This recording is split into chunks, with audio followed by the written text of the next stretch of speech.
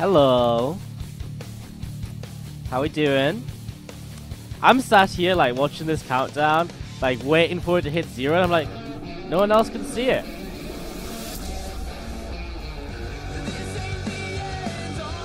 I don't know if I'm going to talk over the intro or not.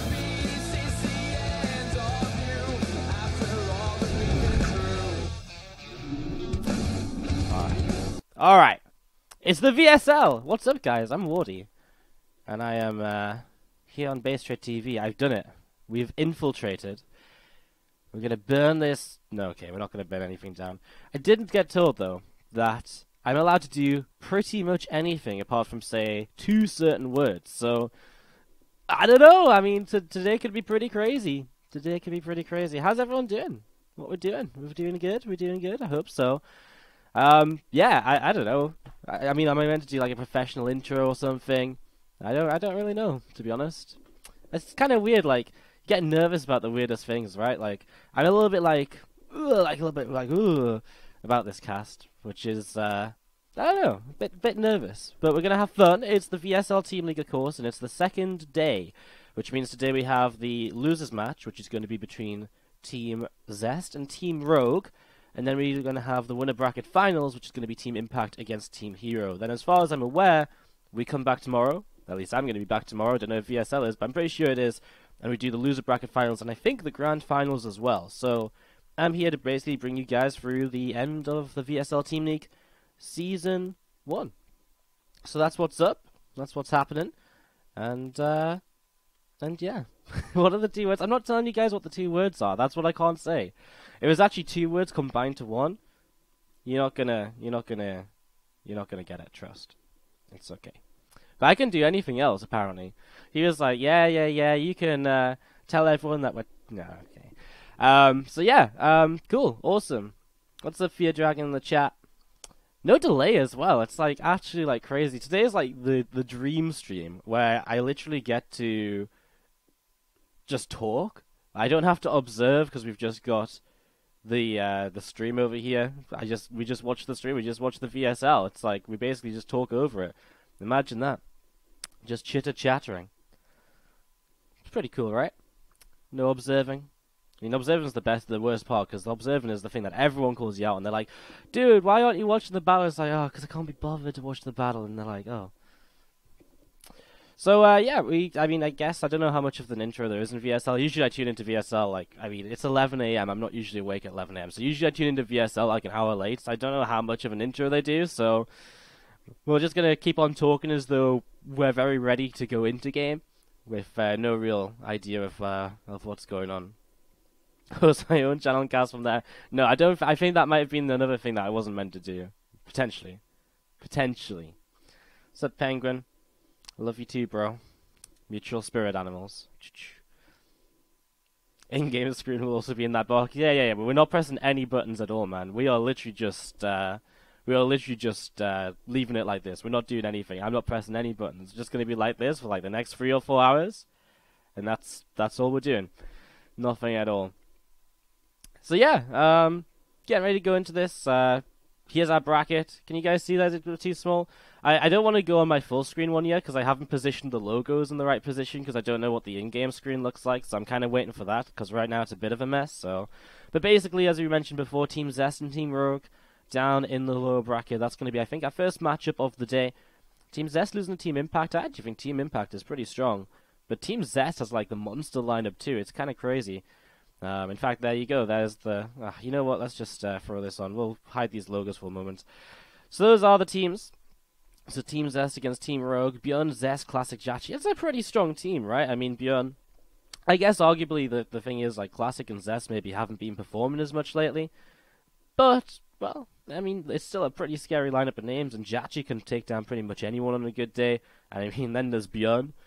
Team Rogue, for me, is maybe a little bit weaker than the others, but again, Dia's one of these players who comes up and shows up sometimes, and we're not going to get to talk about the rest of the teams, because they're going to throw the screen away. God damn it. Come on, VSL. Aren't you listening to the English cast? We're still talking. Anyways, we'll be hopefully kicking off in the game soon again. I don't know how much of a delay there is. I think Oh, not a delay. I don't know how much of an intro there is, I guess. Did I watch GSL the other night? I actually, the Maru group?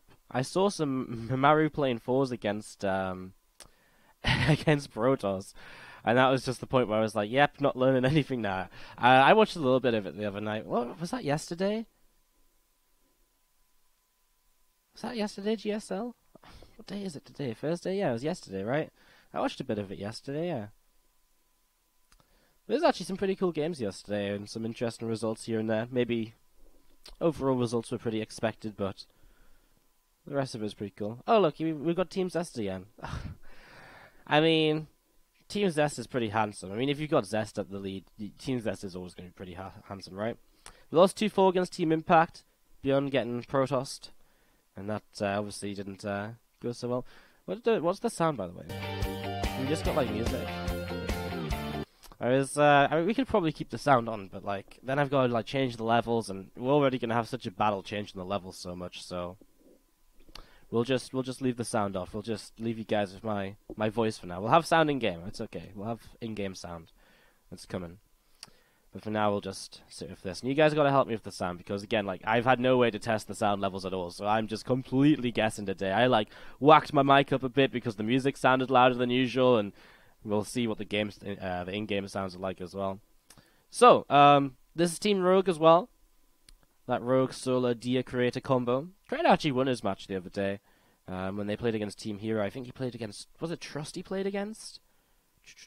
Yeah, Trust. It was the first game. Then he lost out to Bunny. Creator's a weird one as well, you know? One of these players who hasn't really done too much recently, but is someone that everyone knows.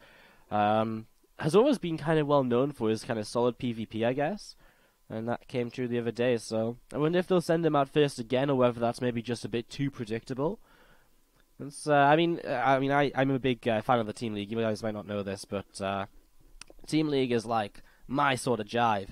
And I really love the strategy of like sending out certain people here and there and picking people at the right time and sniping people down and the mind games that go on and all of that. So especially all kill, I love the all kill format. I like Pro League format as well, but I think all kill can get really interesting. And yeah, okay, you can get carried by the hero player, but I think it makes for a lot of fun things. Man, Jjakji has a really sick. Whoa. Have you seen Byun? Is this what this is?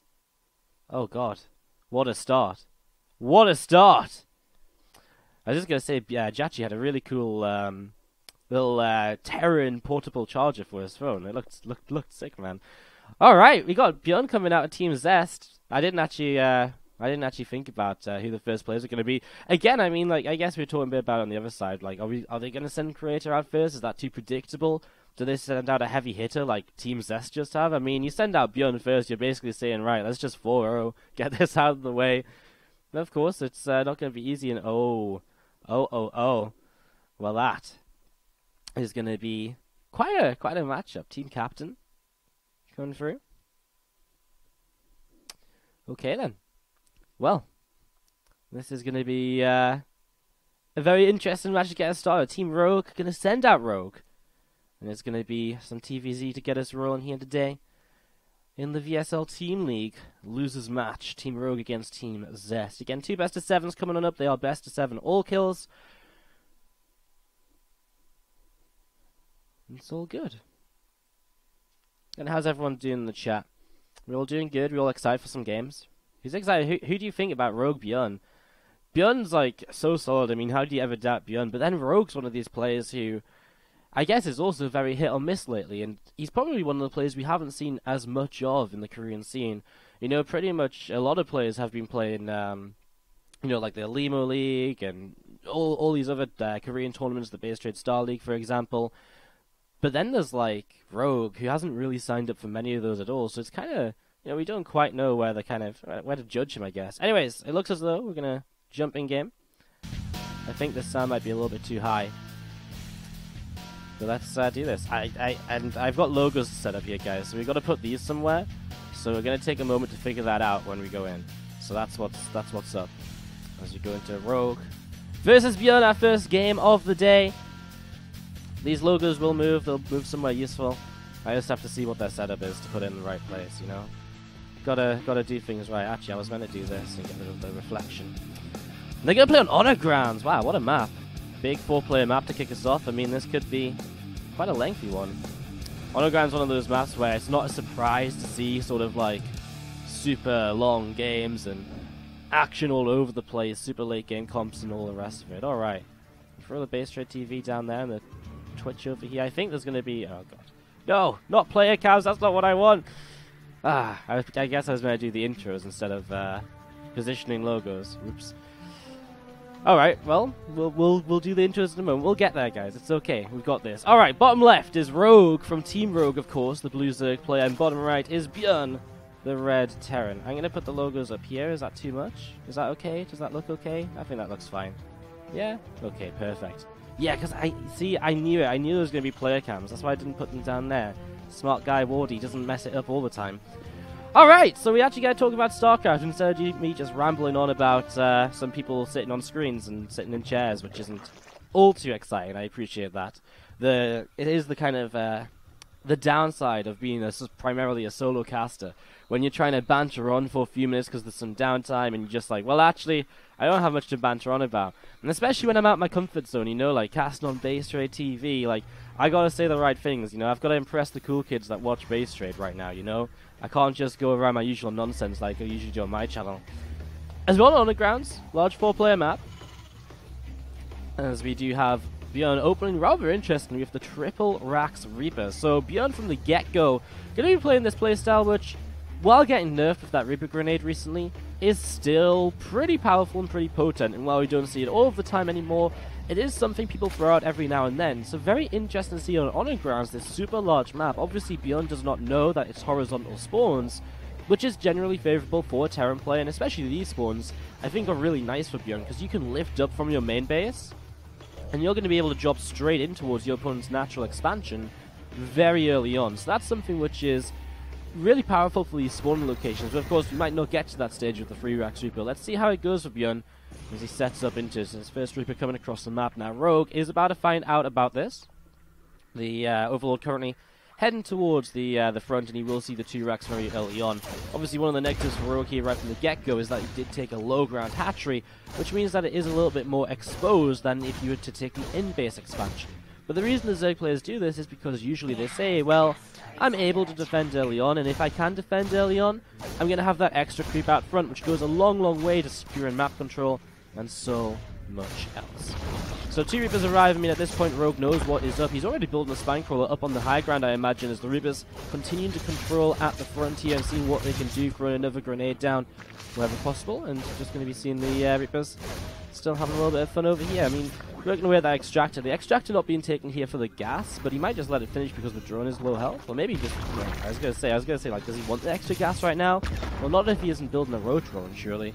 And that is indeed the case. The Spine Crawler will come down to the low ground now, and I guess one of the negatives is once you get a Spine Crawler up here, I mean, one of the negatives for Byun this is once the Spine Crawler's up here, how do you actually get into the front of the base? Well, it's going to be very difficult because there is only one entry point on a ground. So it is a bit of a weird map for this 3-Rax Reaper, and well, I guess we look at things so far. Byun begins to transition out, throwing down his reactor, his tech lab, his command center in the natural as well. And so far, so good, really. I mean, he's only 3 workers behind. The lack of a second mule is obviously going to be, you know, somewhat effective and somewhat hurting him, but for the most part here, Byun is still looking pretty okay, and as though, you know, he didn't do a lot of damage, but he has forced units out. He's forced a Spine Crawler to be built. That takes away a drone. It costs, you know, what could have been 2 more drones, and all the rest of it as well. So I'm just going to see these Reapers still just sat at the front, and again, so I'm just going to edge a little bit further forward. The Reapers, are they going to take a chance? They just come in for a second drone kill right there, so a little bit of damage being done here and there, nothing too crazy. As we're just going to be seeing the Stim Pack upgrade coming in back at home, plus 1 attack coming in as well from Byun. And Rogue just taking the opportunity to throw down that 3rd hatchery too. Obviously will not get the fastest 3rd hatchery in the world playing against 3-Rax Reaper, but considering he's playing against 3-Rax Reaper, throwing down a 3rd base at about the 4-minute 15-second marker is pretty impressive, to be honest. So that's, I mean, impressive. It's sort of the map that just allows him to do this. Is again, Byun looking for just poking. He does grab 1 more drone right there, which we just missed off screen, but Spine Crawler poking, I mean, it takes a couple pokes from the Spine Crawler for a Reaper to go down, so you can definitely dive in, get a drone, get out again. It's just slowing Rogue down a little bit here and there as Rogue throwing down his double Evo chambers, the lair, getting ready for his mid-game ZVT, honestly, and getting ready to go into the macro game, which he was probably expecting to get here on Honor Grounds when this was set up as the first map. Reaper's still moving around a little bit, and again, as we mentioned, Byun is just setting up into a very standard mid-game himself. I mean, with the triple racks already up, you get into a lot of Marine production early. It does actually create a very aggressive follow-up attack, and that's going to be one important thing for Byun when it comes to the Reapers as well. He's going to want to keep those Reapers alive, because the more grenades and just in general damage output he has when this double medevac drop comes in the next 30 seconds or so, the more damage he has and the more ways he has to just disrupt the Zerg player, the better it's going to be for him. The Spinecrawler still trying to push out the front. I wonder if Rogue has much of a defense in his main base. He hasn't made too many units for a while, and he'll have to start making something soon. I wonder if Byun does just look to drop in the natural or so, and then maybe at the same time run the Reapers by into the third base, or whether he is just going to be going in towards that. Got a Reaper floating up so slowly right there. Or whether we do just see sort of him just pushing at the front with everything, which I think is the more common way to go about this. And I think it is the way he's going to go for. And honestly, Rogue is still just making drones, man. Like, he's got a few Zerglings up. We saw them on the screen. They were hiding in kind of the back of this third base here. Oh no, Byun is just going to drop in towards the natural. So here we go. Byun going to start looking for some damage. And, well, Queen and drones pull away. He doesn't actually kill anything yet, but it still needs to kind of get some units to respond to this. The Reapers are actually just pulling back for now. And this hatchery is just going to go down. I mean, Rogue, we said it a couple of times already. He wasn't making any units. He was continuing to drone, and he's gone straight up to 70 workers, and Byun is just punishing him for it. You know, he's just going to lose so much. He's going to... Oh, does he lose the Queen? He does lose the Queen. Target fire on the Balers, but he misses a couple, but he still somehow lifts up, even though the Banes are just going to be right next to those Marines. Does that even make sense? How do you lift up like that? He literally just, like, the Banes were on top of the Marines. How does nothing die? Oh, wow. Well, Byun obviously just going to keep on pushing. He's got combat shields now. Now the Reapers will come in towards the front. Goodbye to that Spinecrawler. Grenade on the morphing Banes. Well, I don't even think it's that necessary. We're going to see the Banes getting targeted down. The drones being pulled in. 70 drones. They don't help you fight, unfortunately. And Byun is going to take game number 1 for Team Zest. Don't even think he's realizes he's won the game yet. He just looks so calm, collected. Looks like he's still even playing. Byun makes it look very easy in the first game of the day here in the VSL Team League in the losers match.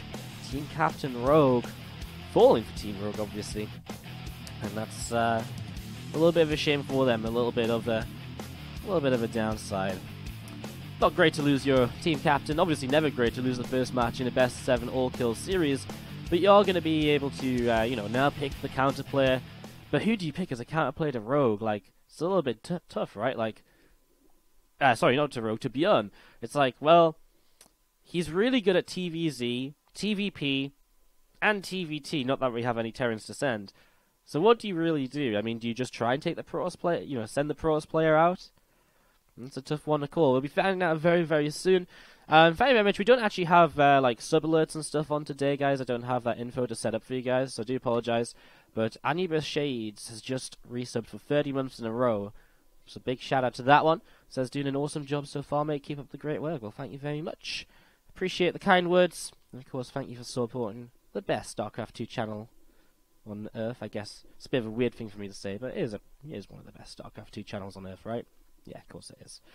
Alright, I mean, Rogue going super greedy, droning up to 70 and just going from there.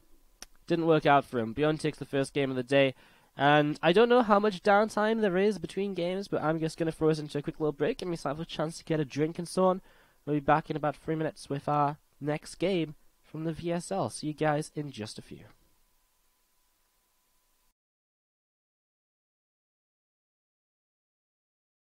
Ignore me not having the timer set right. It's okay, fix it, guys. Save the day. Day saved! We're coming back, guys. Just ignore the fact that we missed the map intro. We're gonna stick to the countdown. Ignore the fact that we're doing player intros. Professionalism. Welcome back, guys. Turns out the breaks aren't that long in VSL. I could have sworn the breaks were longer. Alright, guys. It is Dia as the next player. I'm sorry we missed all the exciting hype. I'll not run as long a break next time. That's the problem with having no delay. When you set to run the ads begin to run, you know, and once the ads begin to run, you can't go back on it. So I do apologize. We missed the map intro. It is Proxima Station. We missed the revealing of Dia. Next time I'll set it up so we have like the VSL stream screen on the break screen, just so you can sort of see it, I guess. Maybe I don't know what we'll do. Maybe I'll just not run an ad break for as long, or just figure out how it goes. Again, this is my first day. It's my first game casting this, so I don't really know what exactly to do. So I'm doing a little bit of guesswork and trying to just trying to figure it out as we go along, basically. So we figure it out as we go along and do what we can, and we get set to go. Why are the ads like 80 decibels louder than the show? I guess my audio setup is always very quiet for some reason. I don't know why. It just always seems to be very quiet. So I apologize if the ads are a little bit loud. I'll take the hit for this one. It's probably me. It's probably me. Not really. I never do anything wrong. I'm a true professional. Anyways, Byun against Dia, Proxima Station TVP, and we've already seen Byun opening with a command center first in a triple rack. So pretty unorthodox builds already from Byun. I mean, unorthodox in the sense that he's not doing builds that are like, what on earth is this? Like, literally never seen in my life, but builds you maybe don't expect to see, or builds that don't necessarily fit the kind of stereotype of the map, like 3 racks super on autogrounds doesn't seem to make a lot of sense. Obviously it worked out for him though. But then here on, here on Proxima, he goes CC first in the 3 racks, which it isn't unheard of, and yeah, I mean, to be fair, it's probably one of the better maps to do this sort of build on. It's just a bit of a quirky opening, and especially a bio-only opening. It's just that little bit different in TVP nowadays. We're so used to seeing a 1-1-1 setup, you know, the barracks, a factory, and a starport, and just going into that sort of setup initially, rather than a lot of Marines, a fast impact. And I wonder how Dia will try and cope with this, and especially going with a Stargate. I feel as though there's going to be some vulnerable moments for Dia, and I think one thing you'll have to be very cautious of is the fact that against what's going to be a lot of Marines much earlier than the game than he's probably used to, he probably can't take as fast of a third base. So you'll probably have to look towards taking some extra gateways first, rather than throwing the third down at like 4 minutes to 5 minutes, which is so often what Protoss players do look to do. So one of the big positives for Byun with this build, of course, is that against an Oracle, all you need to do is get your Marines in the right position. You're going to have enough to just split them up and hit 6 in each mineral line, so you're very safe against that initial Oracle. And he'll probably get a worker kill or 2, but shouldn't be able to do too much overall. We'll look at the micro here as we see the first Oracle starting to come across the map, and having a little bit of a look to see what it can get done throughout these early stages. While Byun just goes into super stand stuff, double reactor now as he has enough Marines to protect against the Oracle. Throws down an engineering bay as well. I mean, it could not really get any more standard really from Byun. I mean, standard in the sense that, like, this is just exactly what we expect once we see the 3 racks opening. One worker goes down. He probably could have got 2, but he miscontrolled onto the refinery there for a moment or so, which obviously does hurt him just a little bit, as we do see a second worker going down as well. Yeah, it's nice. Just delay the factory for a few seconds. Not the be-all and end-all of the world, but it is nice, an extra worker kill. And, well, the transition out of this is not going to be into Phoenix, and that's obviously what we're so used to seeing, honestly, in the TVP matchup. But we've been seeing a real transition away from that with the Adept nerf, and so this time it's just going to be the Twilight Council and the Forge coming in. Now, we still could see some Phoenix production start up, but it's fairly unlikely, given the fact that he's playing against such a high bio count. I feel as though it's maybe one of the ways in which he's trying to play against the opening of Byun. Like, maybe instead of making Phoenix the way he would usually like to, instead he decides to go. I mean, it might be a reaction, right, is what I'm trying to say. So I'll keep that in mind. You know, Dia has seen things here. He has seen things, and he's been scarred for life. But he's seen things, and he's kind of maybe changing up his build because of that. Blink going to be the choice from the Twilight Council. So kind of super standard, kind of throwback. It's just kind of like a bit of an old school TVP, isn't it? Like a Blink opening against lots of bio. You're going to see a Void Ray on the way out. An interesting choice. Obviously, will be fairly decent at kind of pushing back medevacs, trying to drop the main, but it's got to be in the right position, and that's not always a guarantee. Now, Proxima, one of the maps which is obviously very easy to take 3 bases on, but is very vulnerable when it does come to drops and harassment, because of the fact that, well, the bases are very one-dimensional in terms of attacking on the ground. From the air, they're attackable, they're engageable from all angles, pretty much like 360, because even like through the top, you can like fly across the top and then drop in as well. So you really have a tough time defending drops, etc. So the Void Ray, might be to help with that. That might be the choice of the blink coming through, and a bit of a reason for that as well. As we see Byun already taking down these rocks. Look how many Marines he has. I mean, this is 6 minutes in game, and that's just the power of a CC burst into just pure Marine production. Stim is finished, plus 1 attack is finished as well. As he attacks across the map, Blink will be finishing up, but Dia, I mean, he's only just now getting up his gateways. Like 3 gateways are up, his 4th and 5th are about to finish. You can see the unit tab, which is being shown right now. 3 Adepts, 8 Stalkers, a Void Ray. I mean, the Stalkers will have Blink, and that does a lot more than you might think, although they don't have Blink just yet. Byun continuing to push on forwards here. Combat Chills will be finishing very soon as well, just a couple seconds after Blink. Misload there on the medevac. And here we go, this Stim on forwards, and the sentry gets targeted down instantly. Get rid of that Guardian Shield, of course. Mothership Core not here to actually help with the pylon overcharge. There it is, finally coming through a little bit late, and well, Byun will just begin to back away. He doesn't lift up because he knows about that threat of the Blink forwards to just snipe down the medevacs. 2 more medevacs arriving, by the way. Another Oracle Revelation keeping track of this army as well. Dia making use of this Oracle in these early stages. And we do see Resonating Glaives as a follow-up now as well. It's just really a throwback to kind of early Legacy of the Void, where we saw a lot of kind of Adept Stalker armies and really heavy on just the gateway units in the early stages. And that's exactly what we're seeing right now out of Dia as a response to what Byun is going for in these early, this initial setup. So yeah, I mean, meanwhile, Byun just throws down a 3rd CC, starts up a Liberator, 2 more medevacs come across the map. I mean, again, no nonsense. He got the Factory and Starport up pretty soon after the Raxes. He's been reacting medevacs ever since, so he's got a good medevac count. I mean, 6 medevacs, all you really need against a Protoss army at this sort of stage, which now gives him that freedom to go into Liberator production. If Colossi were to come up already, he would be able to go into Viking production very easily as well. A couple of Widow Mines, of course, to help towards the front. Nice scan gets rid of the Observer. Widow Mines will try and move a bit further forwards. Not getting targeted down by those Adepts, and the Adepts at the moment are just melting. No +1 armor just yet on those, and so the +1 attack of the Terran player is really just chewing through the front line of the Protoss army. But Dia is doing a very good job of making sure he pulls away from the Widow Mines, not letting any of those go off. I mean, if a bit of splash had gone off on any of those Adepts, this would very quickly be becoming a, well, a much more one-sided battle. As it stands, it's actually pretty even back and forth here between the players, and Dia even floating a little bit of money which he has to spend. He's floating a lot of minerals, a little bit of gas. Byun floating a lot of gas, but not so many minerals, as he actually will pull back here. He actually kind of ran out of bio units towards the end, so he'll pull back, and well, Dia is going to push across the map himself and see if he can find an opportunity to get some damage done. His Colossi on the way up. We saw that Robot Bay building a few moments ago, and going into the +2 attack upgrade as well. Byun, though, look at the lateness of the armory. He's only just thrown that down now with the 2nd Engineering Bay, and that is so late. It means that he's not going to have 2-2 upgrades for an absolute eternity in this game, so that's going to be Dia really establishing, even though he's only on 1 forge, just really starting to establish an upgrade lead over the next few moments. So going to be seeing this army getting ready to push forward. A couple of Liberators, a lot of Widow Mines as well, will make this very difficult to kind of engage into, as we're going to see the Bio just going to start stimming on forwards. The Liberators getting a couple of shots off here, and just seeing what they might be able to do. Adepts will shade on through, and again, there's a lot of Widow Mines. You've got to be very careful about this if you do commit with the Adepts. And that's the sort of reason that Byun is able to stay in this game right now, even though he did lose a lot of bio across the map. But yeah, again, taking what he can get. He delayed a depot for a little while. He gets another SCV kill. He's got about 4 rookie kills overall here so far. Is he going to commit this time around? He is, but there's so many Widow Mines. He splits the Adepts up to make the most of it. Nah, no way is this worthwhile. As you can just see, the Bio takes the opportunity to stim towards the Stalkers, gets rid of all of those. The Adepts go down as well, and Byun just completely turns this game around.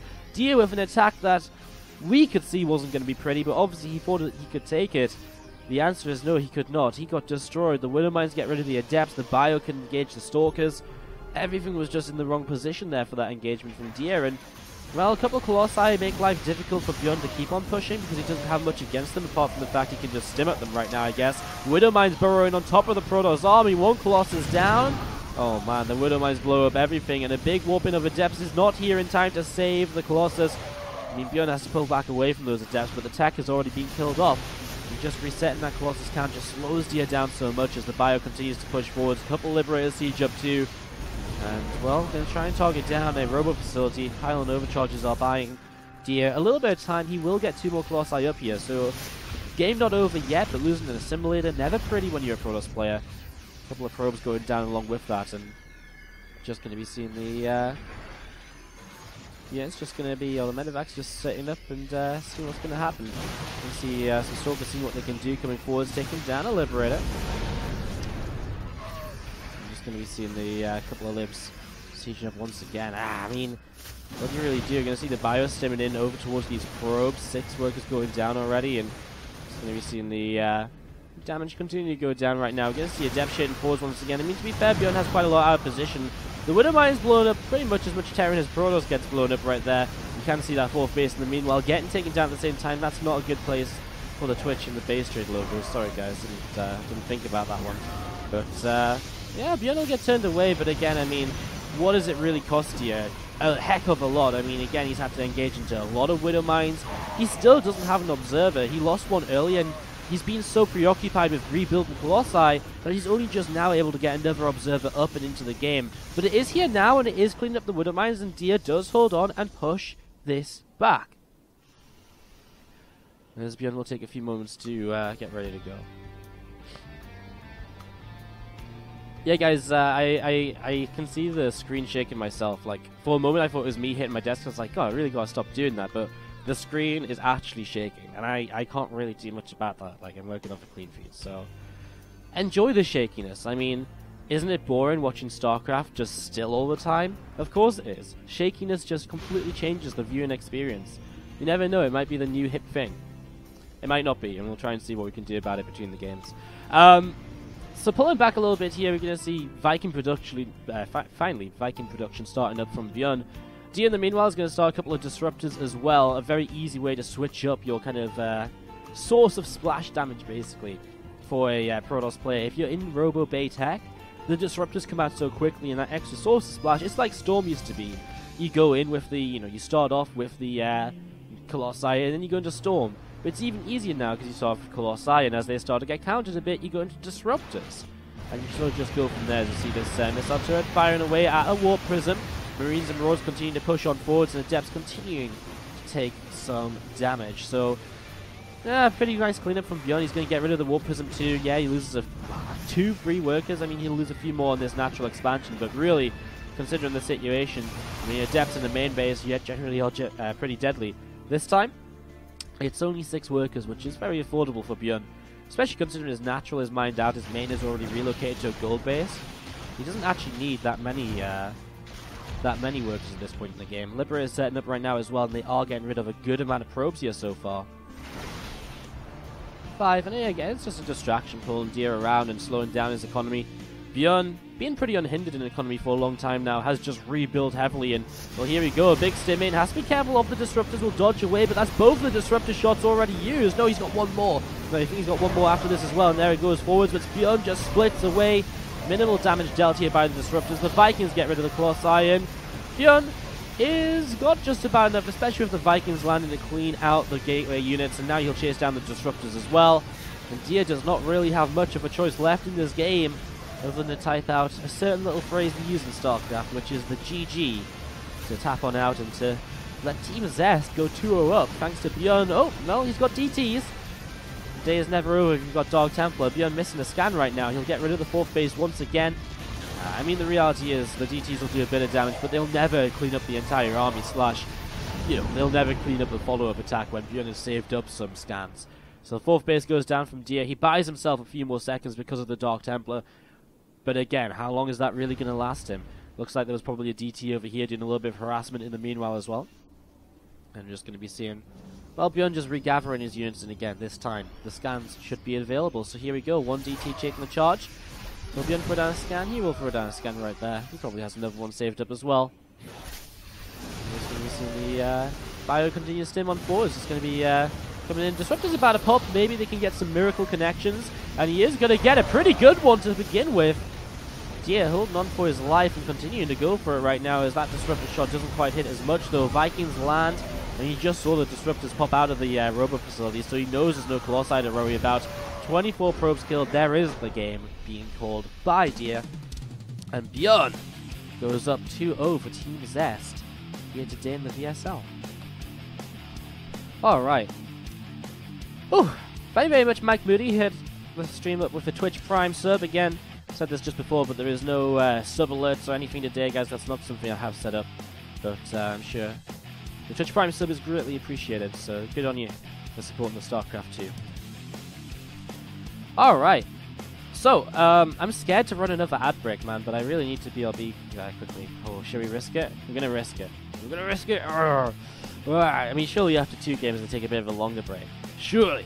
Surely. I'm gonna wait a moment to see if they do. Deer coming back and... Whoa! Creator already going up? That sort of spoils the surprise, doesn't it? That spoils the surprise. Deer was in a good position until he took that fight in the third base, or in the third base of Byun. Deer was doing pretty well, but threw it away with that one, and the momentum that Byun had at that point just kept him going. And I was able to kind of pull him through. As you can see, Creator going to be the next player up. Now they go hard, man. VSL, like no breaks at all. Just like continuous, non-stop action. They have the passion for StarCraft. They can't get enough of it. Just like StarCraft, more StarCraft. I guess Byun's playing as well, so it's not like Byun really needs a break because he's just a monster. It's probably like I only get to win 4 games, man. That's boring. Came all the way here to only win 4 games. Are you serious? Want to win like 50, then I can go home. He's after Creator. The final player on Team Rogue is Solar. As well, Solar can definitely make it happen. I actually feel if Solar can get past Byun, he has a very good chance of maybe like a reverse all kill. As we get this set up and ready to go in a couple of moments. There you go, you can see Solar right there. The Splice hoodie on. I mean, not gonna count Creator out just yet, but you gotta imagine that Creator is not exactly the player who you would expect to take down Byun with the way things have gone so far. Zest and Jjakji just sat there laughing a little bit like, ha! Isn't this great? We don't have to do anything. Literally nothing. Amazing. Brilliant. Alright. Byun is up 2 games for Team Zest against Team Rogue. It is Byun Creator coming up here in just a moment. Let's go full screen on this. Gives me a moment to walk away without you guys knowing. So I can get something out of the drawer over here. Ooh, how mysterious. Isn't this amazing? Yes, I know. You guys are so excited about what's going on. Alright, as the map intro comes in, I'm going to meet myself back in a moment.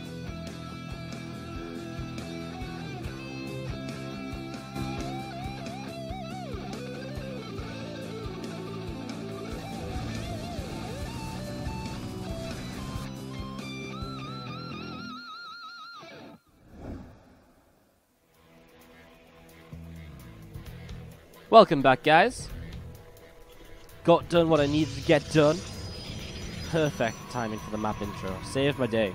I've got a little bit of a cold, so I've got a bit of a runny nose. I've been sniffing a little bit while I've been casting the last couple of days, and I've been trying to not let it show here today.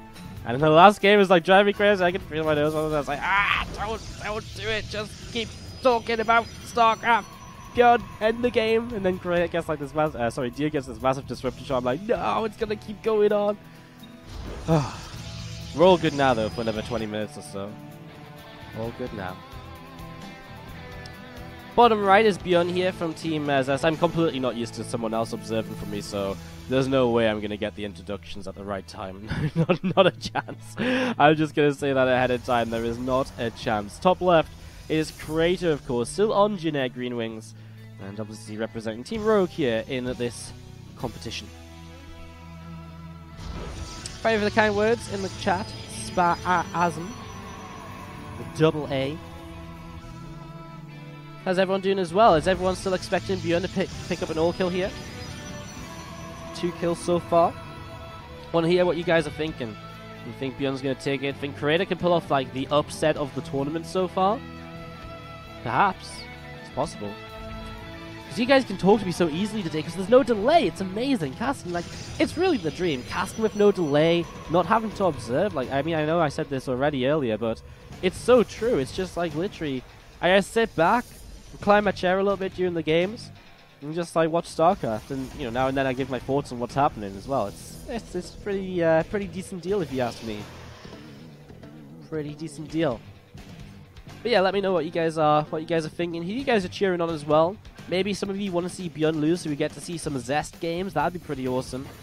I mean, I'm a fan of Byun, and I don't like to see Byun lose, but at the same time, if we get 7 games, it's just more StarCraft, isn't it? which is always fantastic. I'm going for Creators and Spasm in the chat, always for the upset. It's TVPs unless Creator makes Infinity Adept, then Byun will stomp him, says Daedalus. As initially here we do just see this Adept chasing around a Reaper. Reaper hops back up to the high ground, he's like, haha, fooled you. A little bit of damage being done. He's going to get one probe kill. He might get a second as well. Nope, Mothership Core to save the day. And oh, the Adept did move back, so the Reaper will be able to safely escape here. Good job, Reaper Bro. Doing his job quite nicely. Robo opening here. Obviously something we're seeing a little bit more of in the metagame. As I'm actually really interested to see DreamHack WTS Austin, which obviously is the reason I'm here today, because all the other usual VSL casters are traveling to Austin. I'm very excited to see at DreamHack Austin some TVPs, because I'm really intrigued to see how much players have moved away from the Phoenix Adept playstyle in a big competition, how much they've sort of gone back in towards robo openings and all the rest, and see triple gate being added on. That's very aggressive. It's probably going to be a warp prism early, and then with 4 gateways obviously you're going to have a lot of potential to just warp in Adepts and all the rest of it as well. So send up into this, let's see what's gonna happen. Pylon coming down here, gonna see the warp prism coming up as well, gonna see the warp gate coming through too. I'm just gonna be seeing the starport finishing up back at home. Medevac lifts, just a couple of Widow Mines. The build order, we haven't talked about it much from Byun, but it is a very standard opener. Just a 1-1-1, throws down a second Rax, you know, gets a Medevac up, looks to drop the Widow Mines to be aggressive. Really is just the epitome of kind of standardness in TVP. Much more standard than, again, it's hard, it depends how you define standard, but much more in sync with metagame than what he did in the last game, which was that fast triple Rax off the CC first. Prayer throws down and overcharge, but oh, has to split away and somehow only loses 2 probes despite that very late split. Another Widow Mine looking to see where he can get to. I mean, with the Robo up, there is going to be an Observer to clean those Widow Mines out. I mean, it's all eyes on the front, really, for this attack, but a Siege Tank has just finished from Byun, and this does not Creator paying much attention at all. Another 5 workers going down. It's already 7 workers gone for him in these early stages. As well, pushing forwards, he gets 1 SEV. There's just so many Marines and a Siege Tank too. Byun just lifts the CC. I'm actually surprised that he does, because it feels as though he doesn't need to. I guess just because he doesn't want to deal with the multi-pronged pressure, in the sense that momentarily he's going to have to kind of turn back towards the back towards the main to deal with the Warp Prism and all the rest of it as well. I'm going to be seeing the Nexus continue to Corona boost away. I'm just going to have the Widow Mine. It's going to be coming off cooldown in a few moments. Going to be firing onto this clump of probes. Uh-oh. Uh-oh, Creator. Oh my god! He clumped them all up as he tried to pull them away, and it was targeting. It was targeting them. Just getting killed at the last moment there. I mean, that is how you get my heart racing, at least. Wow. That was a little bit intense. That was a little bit intense. Robo Bay on the way up here from Creator as well. You'll see another sentry being warped in, and just transitioning out of this kind of 4 gateway opening, but with the amount of workers that he's already lost in the game, you gotta be a little bit worried, and because he went this kind of 4 gate sort of play style, he's also not exactly in the best of positions when it comes to just straight up being kind of, you know, well set up in the game. Like, he's lost workers, he delayed his tech a little bit with the 4 gates and the gateway plays. It's not been a pretty game so far, unfortunately, from Creator here in Game 3 of this best of 7 all-kill series in our VSL Team League. 2017 Season 1, loser match, losers round 1 match. Again, today we bring you losers round 1 and the winner bracket finals. Tomorrow, as far as I'm aware, is the loser bracket finals as well as the grand finals. I'll be here for that as well. Guys, got 2 days of Wardi. It's amazing. We've got 2 days to take over BaseTradeTV. We can do anything. The world is our oyster. The StarCraft scene is our playground. Okay, maybe not quite. I keep putting my hand back on the mouse to like start clicking around the map. It wouldn't be very good. Pause the clean feed wouldn't be very entertaining, would it? Watch a pause screen. Good job, Wardi. Adept Wolf's in, just going to fight this Marine here, just fighting against some of the map control. Byun is trying to establish some early units. And Byun is going to start pushing, and honestly, can you blame him? Stim's about to finish up. He's got a couple of tanks for kind of power, and again, with everything we talked about earlier, Byun is generally in a great position already this game, so let's see what else he can do as he starts to come up towards the upper left-hand side. You see the Marine just going to be running into that army. Ooh, sacrificed him. Did he die? Did he have to buy a medevac? I actually don't know. Pretty sure he died. He must have died. Like, there's no way the medevac was in position, was it? Anyways, he sees where the army is, and Creator obviously just trying to fight this out the front in the kind of more open space before we see the kind of tank sieging up the low ground and firing from the ledge. Just trying to kind of stop Byun from getting into that abusive positioning where he could maybe be able to work himself into, into a good little spot. Byun going to start backing away. He sent his tanks back home, and now he's going to bring the 3 medevacs around the left-hand side. They're going to boost up in towards the main base in a few moments. And so just going to be a little bit of damage coming in, and we'll see how well prepared Creator is for this. Well, he's got Stalkers and units to the left-hand side, and they get a few shots off as this attack comes in. Oh, the triple overcharge! Byun drops right into the middle of this. That ain't pretty.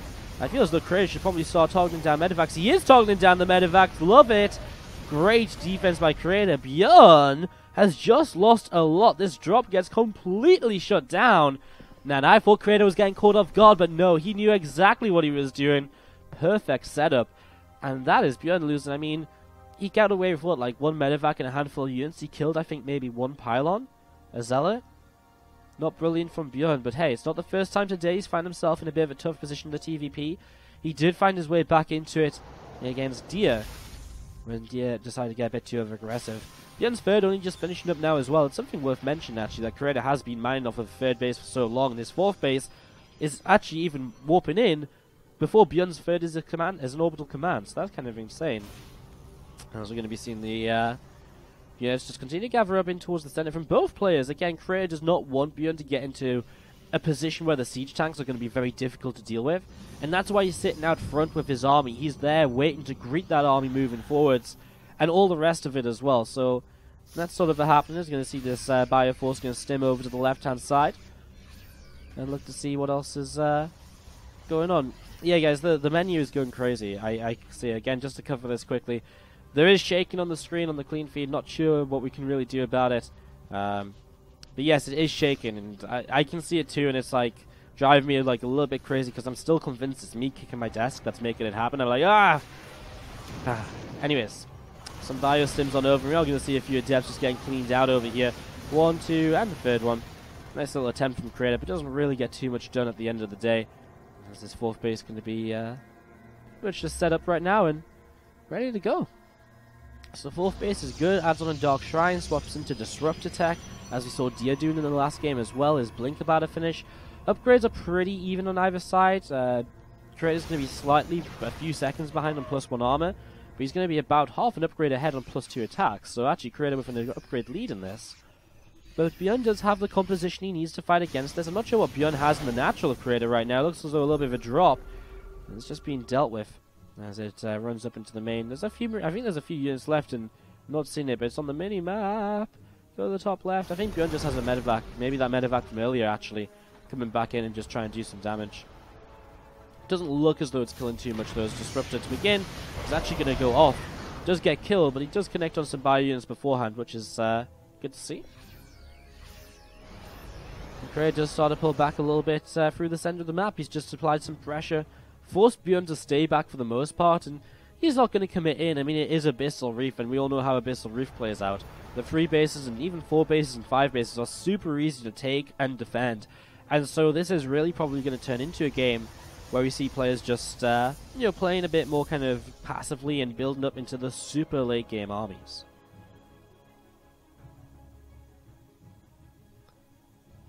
Now we are going to be seeing the 4 Liberators being added on as well. 4 medevacs going to boost away through the south side too. We're going to see a few Liberators continue to come in as well. I mean, we just mentioned that, but it's important because the Liberators will really, once again, just add another layer of defense to Byun and a layer of safety for him here, where with the Liberators up, it's going to be even more difficult for Creator to find a way to pressure forwards. Now Byun, 4 full medevacs out on the map, and somehow, okay, just sees it now, I think.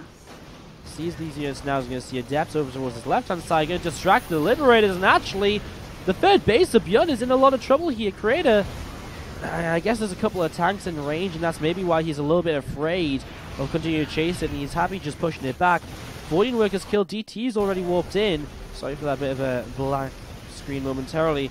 So he scans to get rid of the DTs. I mean, Creator pushes the 3rd base back, but he will lose his own 3rd base. A few Adepts will come forward to try and help, but he's so far out of position with his main army. This quad drop is doing work. The Disruptors are not close enough, and now Probes are being chased away as well. So both players in a moment where they're taking and dealing heavy amounts of damage, but Creator comes off on the worst hand of this. I mean, he's going to be down 2 Nexi compared to the CC, which is just forced to live for a few seconds. I mean, he has just rebuilt a base on the low ground. He's already rebuilding the high ground too. The Disruptor just does not go off in time. Clean feed, please. As we do see, the Stalkers will blink forwards here. The Clean Feed is dying. Why are you dying, Clean Feed? Please stop. One medevac getting taken down. Sorry for that, guys. Again, just Clean Feeding it up, and a couple of lags there. And it's still shaking. Hopefully that's something that doesn't continue, as we do see Creators all over the place right now as Byun is pushing forwards. Grabs himself a Colossus kill already. Stalkers on the high ground can do a lot actually against those Vikings and Liberators, which are not really sieged up in the best of positions. Creator finding a way to fight against this. I mean, from looking so bad from Byun 2 moments ago, suddenly so good, as now every single Colossus getting taken down. There's going to be, what, 1 Disruptor left for splash damage and a couple of Archons? Can he fight this? I mean, the Liberators are difficult to deal with too. There's no medevacs to help the bio unless they're kind of up on the high ground still. I think a few of them are. As we're going to be seeing the Gears just coming around the top, and well, here we go. Adepts will shade on forwards. They're going to try and just engage from a different angle. Here we go. This is it. A lot of the bio to the left still is just working its way through the Nexus. Stalkers blink forwards, trying to get on top of the tanks so that they don't get fired on. Byun, he was behind, but he finds a way to make it happen. GG. Byun takes game 3. And he's going to put Team Zest on match point. My first best of 7 of the day. I've learned that these guys don't take very long breaks, guys. So I'm going to throw us onto a break right now. Quick set of ads. Always appreciate it when you watch them because it does help support the StarCraft 2 scene and the channel, of course. So don't go anywhere. We'll be back in just a few as the Clean Feed dies yet again. So perfect time to take a quick break. Hello, we're returning. It's okay, for once I actually think we're going to make it back and not miss the intro. We're going to do it. We're going to make it. Nailed it. Man, they really don't take any breaks, do they? They are just like hardcore. They're just like, we do not stop. It's never ending. Crazy passion from VSL. I mean, when I watch VSL, I'm sure there's more breaks than this. Like, crazy. I was actually so intense waiting for this game that I'm gonna forget to drink the other one.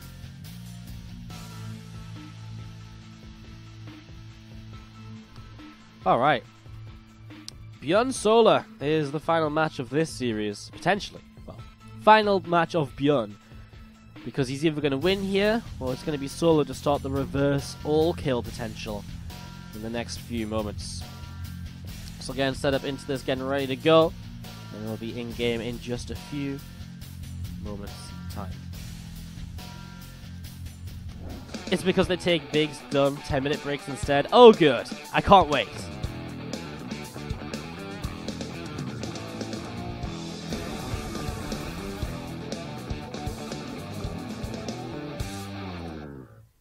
As we go into Newkirk Precinct. The Shaken is still here. Okay. Let me tell them.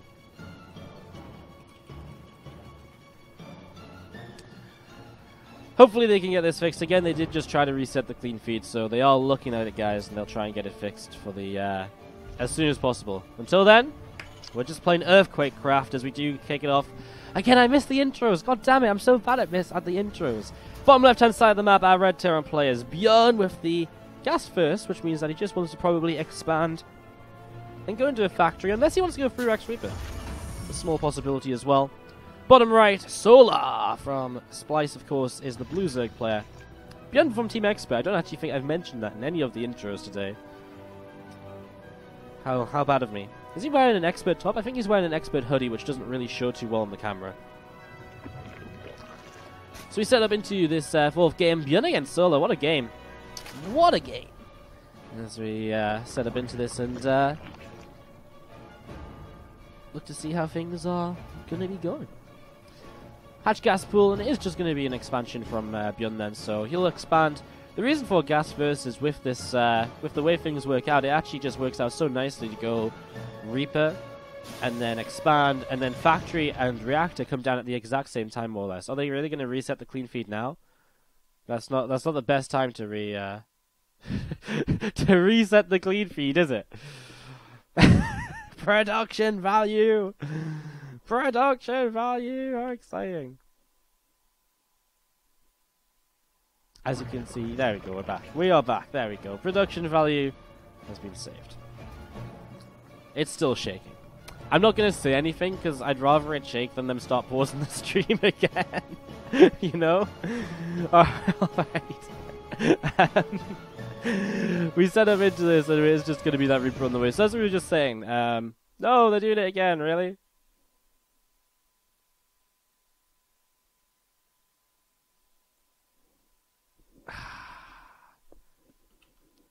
Give us a moment. Give us a moment, guys. We're back again. Saved. Okay. Hopefully they're going to stop resetting it. Oh my god, have we gone back in time for like a third time? Okay, we've gone back in time, like, massively. We've literally just gone into the past. Am I going crazy? Like, we've literally just gone into the past. Right, we're just gonna roll with it for now. I don't want to, no, what are you doing? What is going on? We're literally getting scammed. Pause, unpause. Save the day. No! What's happening? It's not meant to be like this. Are we gonna go back in time again? Oh my god, what's happening? Right, this is going crazy. Give me a moment, guys. I'm gonna try and just completely reload the page. I mean, what? VSL time machine? Am I being dumb? Like, am I doing something really stupid here?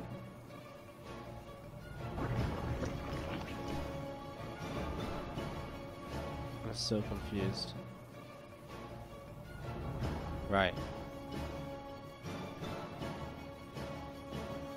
I'm just so confused. Are we good? We've gone back in time for like the 5th time. Hopefully we just... It's just like dead. Is the stream just dead? Is that what it is? It's like just completely dead, so it just replays this for like... Yeah, it is. God damn it.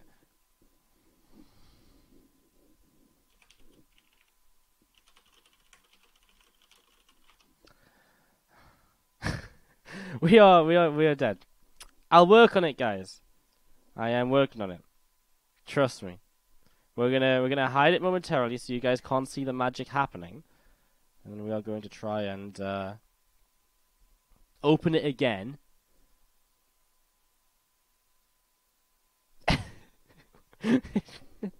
We're stuck in a forever loop. Right, we're gonna restream the Koreans. Alex is a smarter man than I. Alright guys, it's been fixed. We're going to have an answer momentarily. Fear not. Let me set some actual good quality. We're going to fix it. We have missed something, definitely. And now we get to add screen capture again. Ah, go, go, go. I'm trying to get this fixed, guys. Ah. Oh my god. As you can see, there's Hellbats in the main. I'm trying to get it big screen as soon as possible. It's not letting me. Oh my god. There's Hellbats! Hey! Suddenly, 4 minutes later, there is Hellbats killing drones, and there's Hellbats everywhere. Yeah, I've got no idea what's happened, guys. Obviously, very sorry for the issues. As we do see the Hellbats starting to get cleaned up. It kind of feels as though Solo will clean this up. He's lost a few drones, had to make a few units, but for the most part, he'll get out of this in a pretty okay position. I mean, for Byun to kind of commit into this, it does slow down other aspects of his play. So, it's definitely slowed him down in other aspects. We see some Lings going to hit the front and going to start working their way through the depots, but it's a full wall, and so Byun... I mean, one of the scary things about a kind of a Hellbat attack is if you lose everything, the counter-attack is very powerful, and all the rest of it.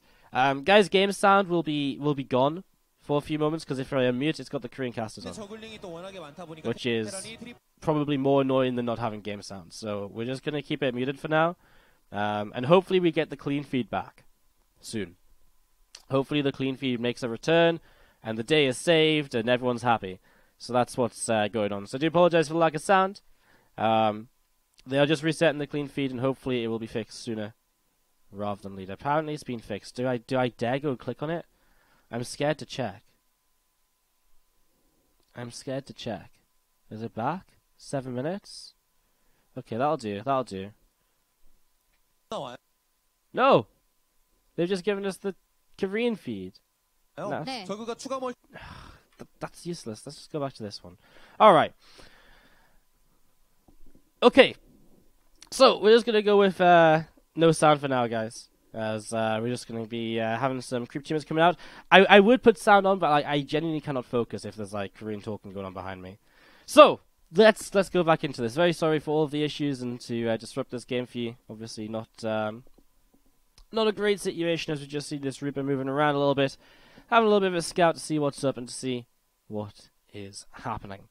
So Feeling's going to run in towards the third base right away, and we see some SCVs already getting picked off. So a little bit of damage being done. Going to see the push from Byun, though, coming forwards. I mean, he doesn't have too much. We have our picture-in-picture here, and oh, I've lost the logos. Okay, that's fine. Means the picture-in-picture actually works for once. So counter-attack kills a little bit of damage, and with roaches here, honestly, Byun isn't very well set up to play against roaches. He has not got tanks, he's got Widow Mines, and that ain't pretty. Widow Mines are not really that useful against roaches, so Byun will probably be trying to get into towards siege tank production now. And you can see immediately he just lifts his Widow Mines into a medevac. He's going to try and drop those instead in the very near future. So he's going to be looking to drop those and see what he can do with them. So coming through the top side, we'll be dropping them off into a mineral line very shortly. One roach, you can just see, I mean, why the Riddle Mines aren't going to be effective. Like, Corrosive Biles get rid of them easily. He actually kills a Ravager here, that's morphing in, which is pretty nice. I was just going to see the Widow Mines across the map. Solar! 5 workers, not actually that bad, considering the situation, and Solar still has a lot to push with at the front, and again, no tanks, just pure bio from Byun. I mean, you have to feel like at some point he has to start making tanks, right? Unless he really feels he can fight this just with pure bio. I mean, in higher numbers, bio does okay, but the siege tanks are what really shuts down a Roach, Ravager, Infestor sort of army composition.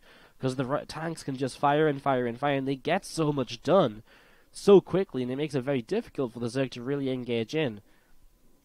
Things are looking pretty okay right now, though, for Solo. These 3 medevacs to the south side just going to be looking to drop on in. Obviously, one of the weaknesses of a Roach Ravager play is also the lack of anti-air, so lack of, no mutas to chase down medevacs. So drop play can be very effective, and that's going to be... Infestor does manage to burrow and get away right there. A couple of drones going down. Is there an important... Balin Nest is on the way up, which he might try and target just to stop Banes coming in the game. Not sure if Solo will be too worried about that, because he does have Roach Ravager primarily. It's not like he's playing Ling Bane Muta and he's suddenly lost his Bane Nest and can't morph in some of the key units which he needs in this. So you're going to see the mass bio just pushes forwards. Byun gets rid of a base. But now this bio is completely trapped, and it's on so far onto creep as well that Solo can chase for so long. He actually gives it up a little bit, though. I thought he would have kept going, but he's also got the drop back in his natural, which he's trying to deal with. Nice transfuse, keeps the queen alive. Roaches all over the place. Byun is really making Solo work for his money right now, as he is really in a little bit of a tough spot. A few more drones going down, more Lings run in. Queen picks off one medevac, the other medevac taking a couple of shots as well. I'm just going to be seeing this medevac just going to come up to the upper right-hand side. Again, Roaches and Ravagers just going to be continue to join together as we see the melee upgrades as a follow-up, by the way, and that's something you see a lot if you go Roach Ravager. The switch into melee upgrades can be very, very powerful, because with melee upgrades, then you hit the Hive Tech and you go straight into the Ultralisks, and they're actually already upgraded, which is very useful, as this army composition as it stands is still very powerful as well. Solar, no Bane speed just yet because of the initial Bane Nest being killed off. There's one unit of Byun in the back of the main base of Solar. I'm not sure if that's a Liberated Denied Mine. Nope, it's just one Marine that's been forgotten about. So we're just going to be seeing the Marine sat here. Single Fungal goes off on a few units. I mean, energy for something is always worthwhile. Did he actually lose the Infestor? He's only got 2 of them now. I think he might have lost the Infestor there, and that's why he threw the Fungal out, because it wasn't really as many units as you might have liked to kind of really Fungal. And as we see right now, there's a lot of units ready for Fungal, and he grabs a few of them right there. A couple of Corrosive Biles, which just hit a Widow Mine. Still tankless play from Byun, making his life to some extent maybe more difficult, but obviously if this is how he wants to play, this is how he wants to play. I mean, you can't really doubt Byun. He is Byun, right? I mean, he obviously feels he can do this, so a couple of Widow Mines just setting up. I mean, now it's moving in towards kind of some more Baneland-based play. The Widow Mines can be a bit more effective again. You're going to see a couple of Corsair Pals. Nice lift up on the Widow Mine and move it back as we're going to see Marauders starting to lead the charge. Solar's just a little bit clumped up, not very well spread moving forwards here. Fungal Growth stops a few Marines and Marauder or two as well. And we see coming through the south side now, the Roach Ravager Bane just keeps running on forwards. The Widow Mines are so far back that none of them are going to get connected on, going to get connections. None of them even going to get set off here so far. Now he's going to move in. Oh, splits the Roaches. Good job. And it's a cleanup by Solar, who, remember, is looking to keep Team Rogue alive here in the VSL Team League. Because if he loses this, that's it. Byun has picked up the all-kill, and Team Zest moves through to the lower bracket finals, which is not really where you, which is where you want to be, but obviously it's not where the other team wants to be, the first team to be eliminated. So Marines, Marauders coming across, and, well, more Banes on the way up, still not with very many of them set up just yet. These Roaches, you gotta remember, they don't actually have missile upgrade level 2, so they're maybe not quite putting out as much damage as you might expect them to be at this point. I was going to see a few Marines going to start dropping in the back of this mineral line. A few drones starting to go down. There's 2 drones picked off already. 3 drones, an extractor. Roaches running on in as well to help out, and they do push those medevacs back. Still a lot of Lings up to the top side as well. And just going to be continuing to move around, see where else they can go. Byun, also coming through the south, is going to be dropping in towards the main base in the next couple of moments. See if he can get a little bit extra bits and pieces done, and see if he can just keep on kind of being a nuisance. Again, the lack of any sort of anti-air or air-based units just means that these drops are so annoying and can be so continuous as well. Like, they just never seem to end. This medevac is not going to go down. I thought it was going to maybe just go down to the Queen fire, but Queen just falls at the wrong time as a lot of Lingers looking to counter get found by the Byun units, and that's a nice cleanup as, again, Byun dropping around. And both players are maxed out yet again in this game. However, different scenario from the last time, where Byun was behind a little bit, which is now that this time Solar is on that tech which he's been aiming for throughout the game. He's getting to the Ultras. He's got Kindness plating, as we're going to see a big fight starting to happen. This is not really where we want to be. We want to be over on the other side. That's where we want to be, I think. Not many Ultras just yet, though. And actually, does he have Kindness plating? That first Ultra is dropping very quickly to the point where I kind of feel as though he might not. A little bit of damage being dealt here to the hatchery. And again, the Bio just splitting up a little bit, seeing where they can go. And Ravager's just going to keep on pushing forward to try and just do a little bit more. 13 more Banes being morphed in. Another Ultra joins the fray. I want to know if he's got Kindness or not, because I felt that first Ultra died so quick, but then again it had a lot of Marauders firing onto it, and you know, he is missing the +3 carapace as well. There's no +3. Oh, there is +3 attack. Okay, that probably explains it then. So that's why that Ultra took so much damage. I'm not used to seeing Ultra stick damage. So whoa, Bane's from the left side. Not really where you'd expect a Bane run by to come in from, perhaps, but I guess it makes a lot of sense if those Lings are up there. It's actually, I guess, very hard to come in from the right-hand side, because Byun is controlling that area anyways. It doesn't really matter what direction it comes in from, as long as it comes in at some points and gets the damage done. Byun down by 30 workers as this is starting to become a game where Byun has to find a little bit of efficiency. Ling run by again, taking down depots, and could hit the mineral line 2 in the near future. Oh, the Infester grabs a huge fungal growth from underneath the army. Absolutely huge players. We see a couple corrosive bars coming down. Medevac gets cleaned up. Another nice fungal, and Byun is losing everything at the front. Meanwhile, at home, he's lost a lot of eco as well. Banes will get rid of these Widow Mines. That was a little bit messy. Probably could have just used the Banes a bit sooner, but this CC is still burning down as well. And Byun, as he comes back home, just now realizes it. He's trying to drop around the map still. He does pick off another 10 drones, but Solar has been doing a good job of rebuilding those workers every single time he loses them. And so he's keeping himself in a pretty solid position throughout this. Zergling still sat underneath the command center. Does get scanned as we're going to be seeing Queens pushing forwards and pushing a couple of those medevacs away over to the right-hand side there. Mules will drop on down too. You're going to see a lot of Lings just continue to run on forwards here, and going to start surrounding Marine and Marauder, a couple more Marines. Lings actually getting a lot of damage done. 4 or 5 workers going down. I mean, at this point, when Byun's only on 22 workers now, having lost 5 workers, that was a lot of his economy that he just lost there. As again, Widow Mines are just not going to do the job. A couple of Liberators here, but there's enough Ravagers to corrosive bar those down without any real fear. There's no Lib range in the game, so it's very limited what those Liberators can really change right now, as a red health bio army just runs into the Banes as Byun types out the GG. Solo will not let the all kill happen. He picks up game number 1 here. Game number 1, game number 4, sorry. And that is that. Alright, GG.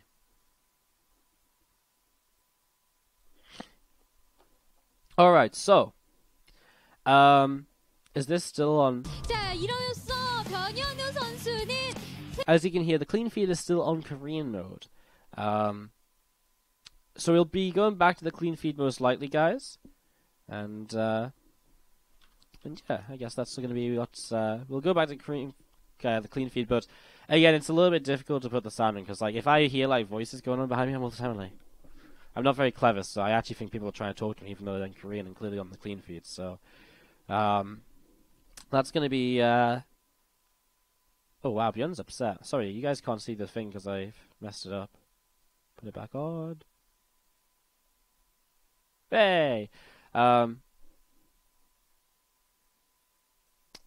Yeah, we'll just go with the clean feed for now again. Yeah, Byun was looking pretty upset. It was kind of like, he's hitting himself in the head with his hands, so obviously not very happy that he didn't pick up the all kill. Hey, he picked up 3 wins though. He did a pretty decent job. I don't think he can be too upset with himself, as we will get set to go into another game here. Fairly soon, I think. I think we're just gonna. I mean, we've been non-stop, man. We've been game so far. So we'll probably be jumping into something shortly, and see who's gonna play next. Reckon we've got time for a quick 2-minute break. No,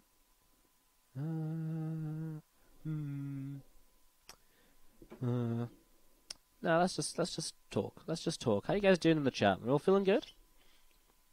We're all having a good time, enjoying the VSL Team League.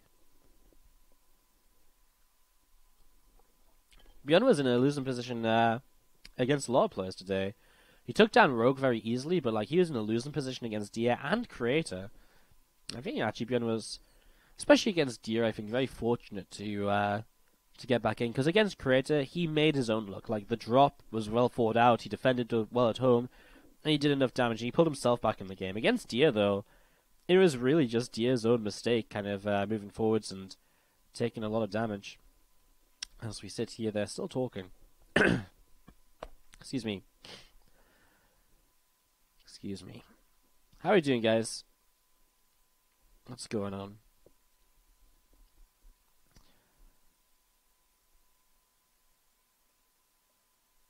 I got told I could sell out as well, but I don't feel like being sell out just yet. Unless I know there's going to be like a really long break. Don't feel bad being sell out. By the way, don't they have so much paper on the desk? Like, what do you reckon's on all that paper? How much do you reckon there is? Like, what do you reckon it really says? So it looks like a lot of... Do you reckon they just have like a different sheet for each player with stats? It just looks like a lot of paper on the desk. Like a lot of information. Way more information than I could read.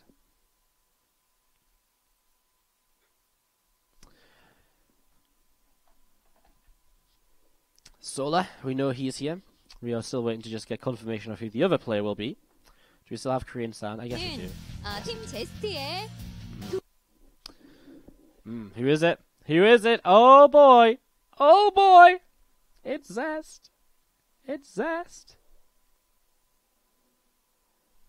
It's kind of exciting. Zest Solo, a pretty good match. I'm gonna get this ready to go. Let's go into this. Hopefully, soon. Wardi, do I remember you? What's up, Storm? Of course I remember you, man. How could I forget? Like, probably still one of the SC2 Improved Weekly biggest winners or something. Zest, man. Zest it is. Let's watch full screen. Let's watch some PvZ. And let's see what's going to happen. Can Team Zest be carried by Zest into the lower bracket finals? Solo's just crossed his arms. He's like, nope, I'm done. I'm not playing Zest. I refuse. I refuse to play Zest. I will not play Zest. And no, no, no. Cactus Valley is our map. Cactus Valley. Hey, Cactus Valley used to have the sickest base trade intro, right? That was a thing. That was Cactus Valley, wasn't it? It was Catalina and Cactus Valley were always the best ones. Catalina was such a good one. Such a good one. Missed the intros again. Oh my god. God damn it. Alright. Top left is Zest. And the bottom right is Solar. And we are going to be setting up into this best of 7 game. Number 5. Looked as though we might be getting an all kill. Looked as though we might be getting an all kill, but does not happen. Solar will deny that. And hey, I said it, and I still sort of stand by it. I feel as though Solar could go the distance for the reverse all kill here. You know? I feel as though this is probably the, I don't know, like, I feel as though Zest, Classic haven't been quite on top of their game. I think Jjakji is dangerous, actually. But I think Solar can take down all these guys. This is still very much so, you know, this could still happen. Again, guys, as for game sounds is very unobtainable right now. Because we have Korean voices. And I don't know about you, but I think it's really distracting having Korean voices in the background if you try and talk. But maybe that's just me. Like maybe you guys would prefer the Korean voices, but for me it's like I just like really can't like do it. It's like my mind's only got too many ways to think at once, you know.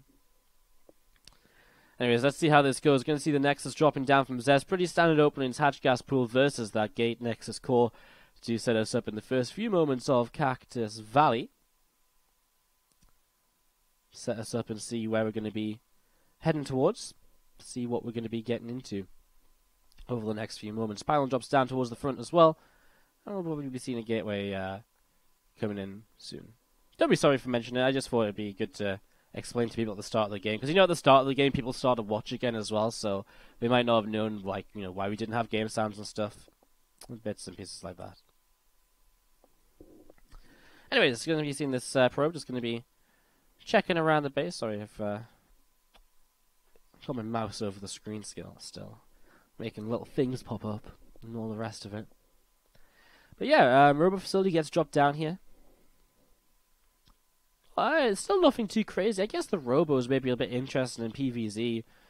A Robo early like this could be a very fast single immortal into a Prism or something and get an aggressive, or could just be a Prism.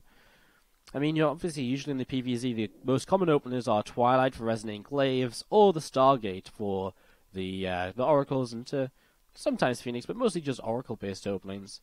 The Robo probably the least used of the free tech structures that you could throw down early as a Protoss player, so set up into this, and we'll see what exactly that Robo will be used for, as Zest so far been denying Zerglings from coming across the map with this Adept, and is able to keep this Robo hidden. What does he build? Warp Prism initially. I think that makes sense. Get across the map, start to harass a little bit. But you just wonder if we see the kind of Immortal follow-up as well, just to try and, again, really push early, punish his opponent. Thing is, it is cross-spawns, which means that any sort of ground-based attack will take a little while to arrive on the other side, so maybe more likely just to be the Prism, warp in a few Adepts, harass around, drop down, pick back up, and just be a, just be a nuisance through the early stages before moving in towards, say, kind of a third Nexus. And again, if you can keep the Zerg player at home because of the Warp Prism, well, you're probably in a pretty good position to take a third Nexus nice and safely back at home as well.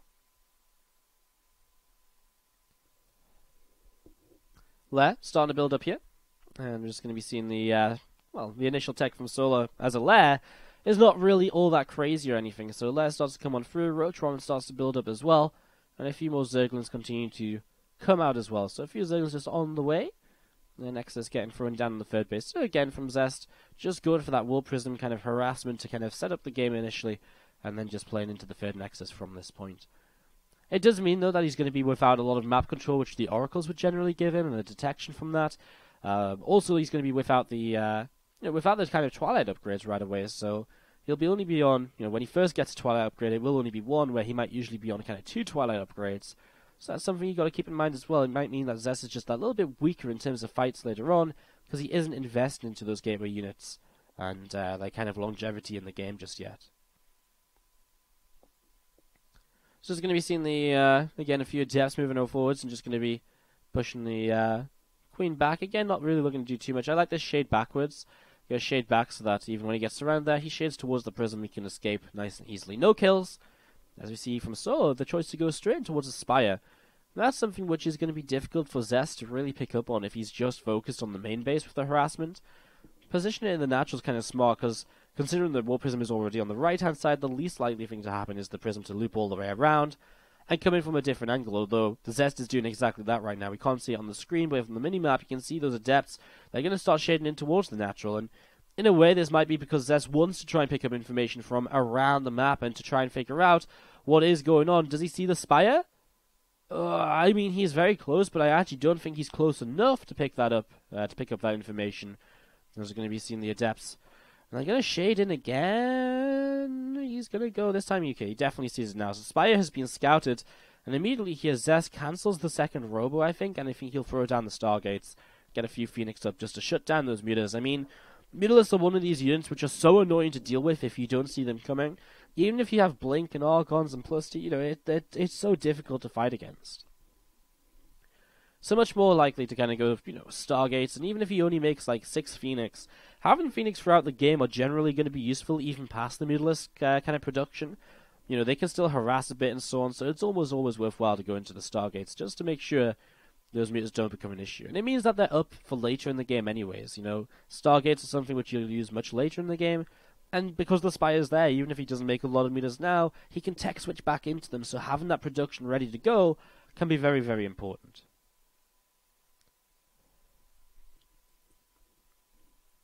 So mutas, first of them coming across the map. There's only 5 or so again built, and I think this is all 5 of them that we do see in the center of the map right now. Maybe there's a 6th one just trailing behind it a little bit. Maybe there's a couple more actually. Depends if there are mutas that are coming across. There's 6. I think there's just 6, but again, it's not that many. A number which is likely to get a couple of worker kills and to force Phoenix, but then again, not too much of an investment to stop Solar from being able to tech out of this and in towards other ground-based options, such as the Hydrogen, which is just finished up, Muscular Augment's now on the way, the Bane Nest, which is halfway done as well, and so it does look as though we're going to be seeing, for the most part past these meters, a Ling Bane Hydra sort of composition, which has been very popular as of late, since the Hydra's got their little bit of a buff a couple of patches ago. And those Hydras just sort of replacing the Ravagers and Roaches in the kind of Ling Bane Roach or Ling Bane Ravager stars that we saw in the past as well. So Meta's just going to keep flying around. I mean, it's again good map control. And one thing the Metas do as well that we maybe haven't mentioned so far is they do kind of shut down the potential of the Warp Prism to be continuously annoying in this game. You know, the Prism, yeah, it can avoid the Metas and get across the map still, but as soon as he latches onto that Prism, it's most likely going to die. So it stops the kind of Warp Prism harassment a little bit too. So, I mean, there's still benefits to making these Metas. Even if it doesn't look like they've done a lot, it probably still puts Solo into an okay-ish position overall. As they get back, I mean, keeping them all alive is kind of nice, again, especially because it means he can chase down that Prism if it comes across the map at any point here. So Hydra's Den is going to be finished up here. Bane speed is about halfway done. These couple of Phoenix coming up through to the top side of the map now, and it's going to be joining up with the rest of the army. Again, I mean, only a couple of Phoenix really made. They'll just stick around. You never know. I mean, if you can lift up a couple of units, it could be the couple of units you need to kind of win the fight. Better use them for something than nothing. Storm coming up as well. I mean, Zest, that's a perfect way to counteract the Hydras and the Banes, of course.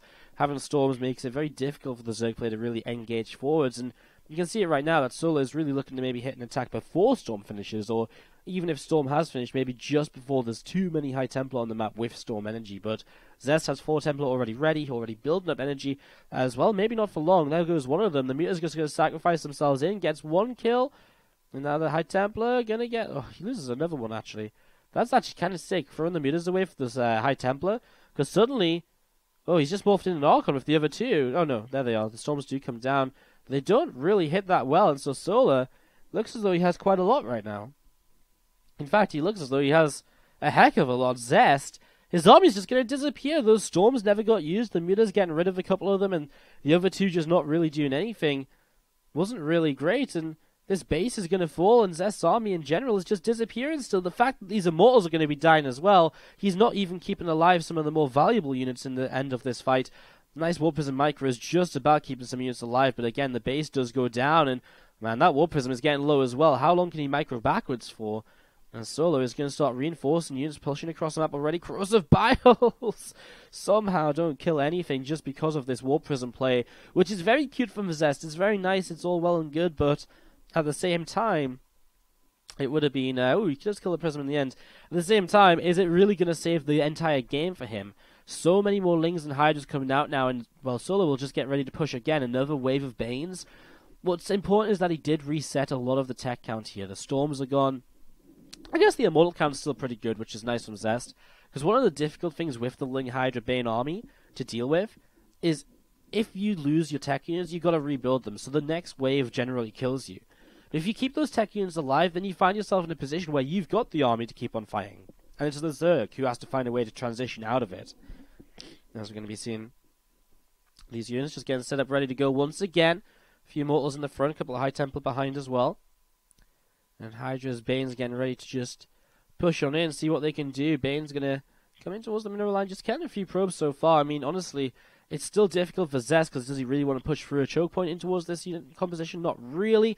Next will go down, no cancel. That's a bit of a mistake, as the Immortal Barrier is already being popped. High Temple in the back, you can see them trying to save their energy, as we do see the Storms coming down. There's just too much, though, from Solar, and Zest will fall. Solar takes 2 games in a row. And now it is Team Zest who are maybe in a little bit of trouble. Guys, you're going to throw a quick break on. When we come back, it's going to be probably another game right away, because there is no breaks in VSL. We'll be back very soon. See you guys on the other side of this quick set of ads. Appreciate you sticking around. I can't believe it. We've come back, and they haven't even announced the next player. It's insane. It's truly insane. Maybe this is their actual break. Yet they just keep talking. It just never ends, man. They just talk forever. It's impressive. Just talk forever. Alright. We're going to be going into Game 6. As Solar has the opportunity to force us into an ace match here. Be interesting to see how this goes, actually. Be interesting to see how this goes, because I don't know, who do you pick next? I mean, Classic or Jjakji? I guess it's a little bit map dependent. It's tough.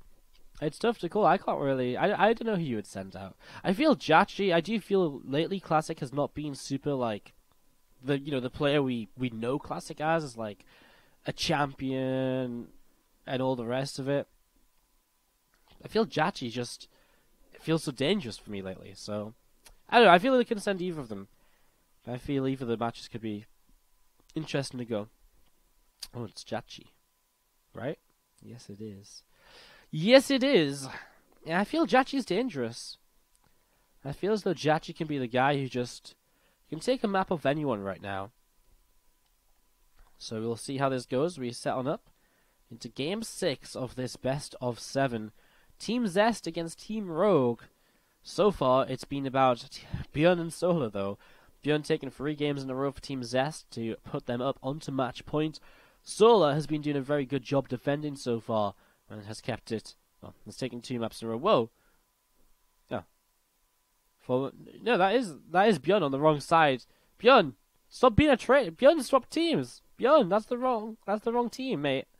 Byun's obviously got no faith in his team anymore. He believes Solar's gonna all kill. He's swapped. He's like, yeah, I want to go into the next round. Actually, I'm gonna go join them guys. Swapped? Has he just swapped with Rogue? Did the rest of the Team Rogue just vote out their captain and be like, actually, we'd rather have Rogue. We'd rather have Byun, actually. Alright, we're gonna go into Jjakji versus Solar. Game number 6 of this best of 7 all kill series. Let's see how this is gonna go. Let's see how this is gonna happen as we have our split screen view right now of the players. And here's our map intro. I guess I can put the sound on for this, but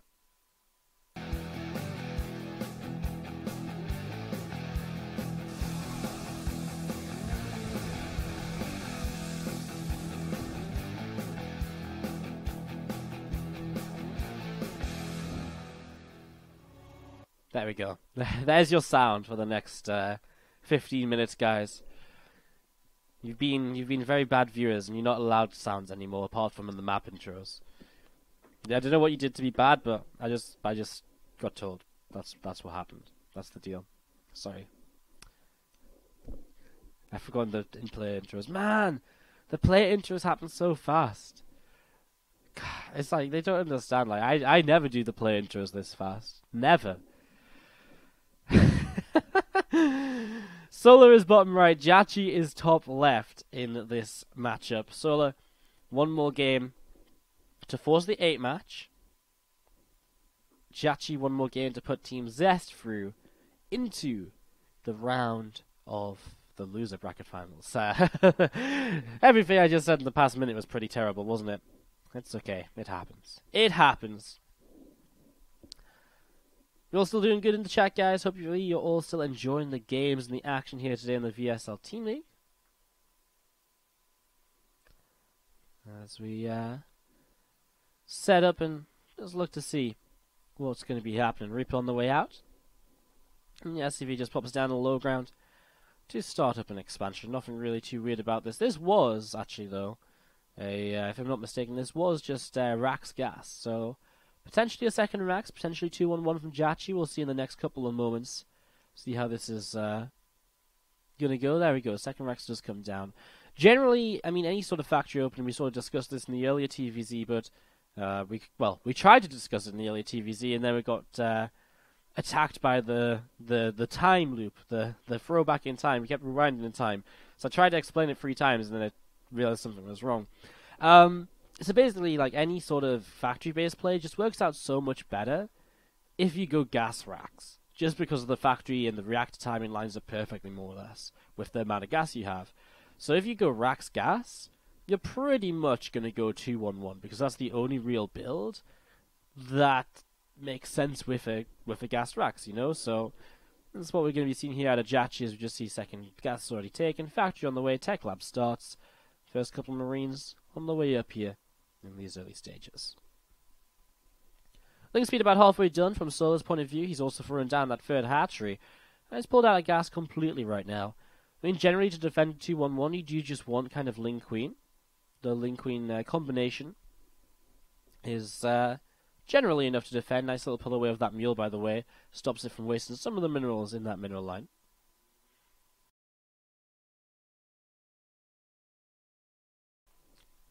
And yeah, Solo here just going to be that Ling speed finishing up very shortly. Just going to keep on setting up and seeing how this is going to go. Reaper at the front will be poking forwards as well. We'll just see a creep tumor coming down, and we'll target that down once we get the kill. I mean, actually killing a creep tumor right now is quite nice, because that's 25 energy on the Queen that's kind of just wasted. And the Reaper's going to go down to the Lings most likely anyways. There's not much else to scout, so yeah, that's a trade I can get behind. As you see some Marines just going to move towards the front, get ready to defend against these few Lings. Wants to make sure you can just protect the SCV on that depot, but also keeping his units clumped up towards the side of the ledge there, just to minimize the surface area in case some extra Lings do suddenly just come in out of nowhere. So Marines still just gathering up together, and again, Stimpack is about halfway done. A couple of Queens moving down towards the third base as well. And we just see, yeah, I mean, reactors just finished on the factory, so that swap around is going to happen. And the first 2 medevacs will now start to come on out. So first couple of medevacs on the way. As we'll see Jjakji just poking out at the front, and again, keeping an eye on what Jjakji's follow-up is going to be more so than anything else at this point, I think, because at this sort of stage of the game, it is very interesting to see, is he going to throw down the third CC, the double engineering bay, is he going to go 5 racks and just be ultra aggressive against Solar here? What does he want to do? One engineering bay for now will be the double one, so it looks as though we're going to have what is pretty much nowadays the most standard of follow-ups to this 2-1-1 build, which is just to go for the double engineering bay upgrades, and then you can go in towards the third CC pretty soon afterwards as well.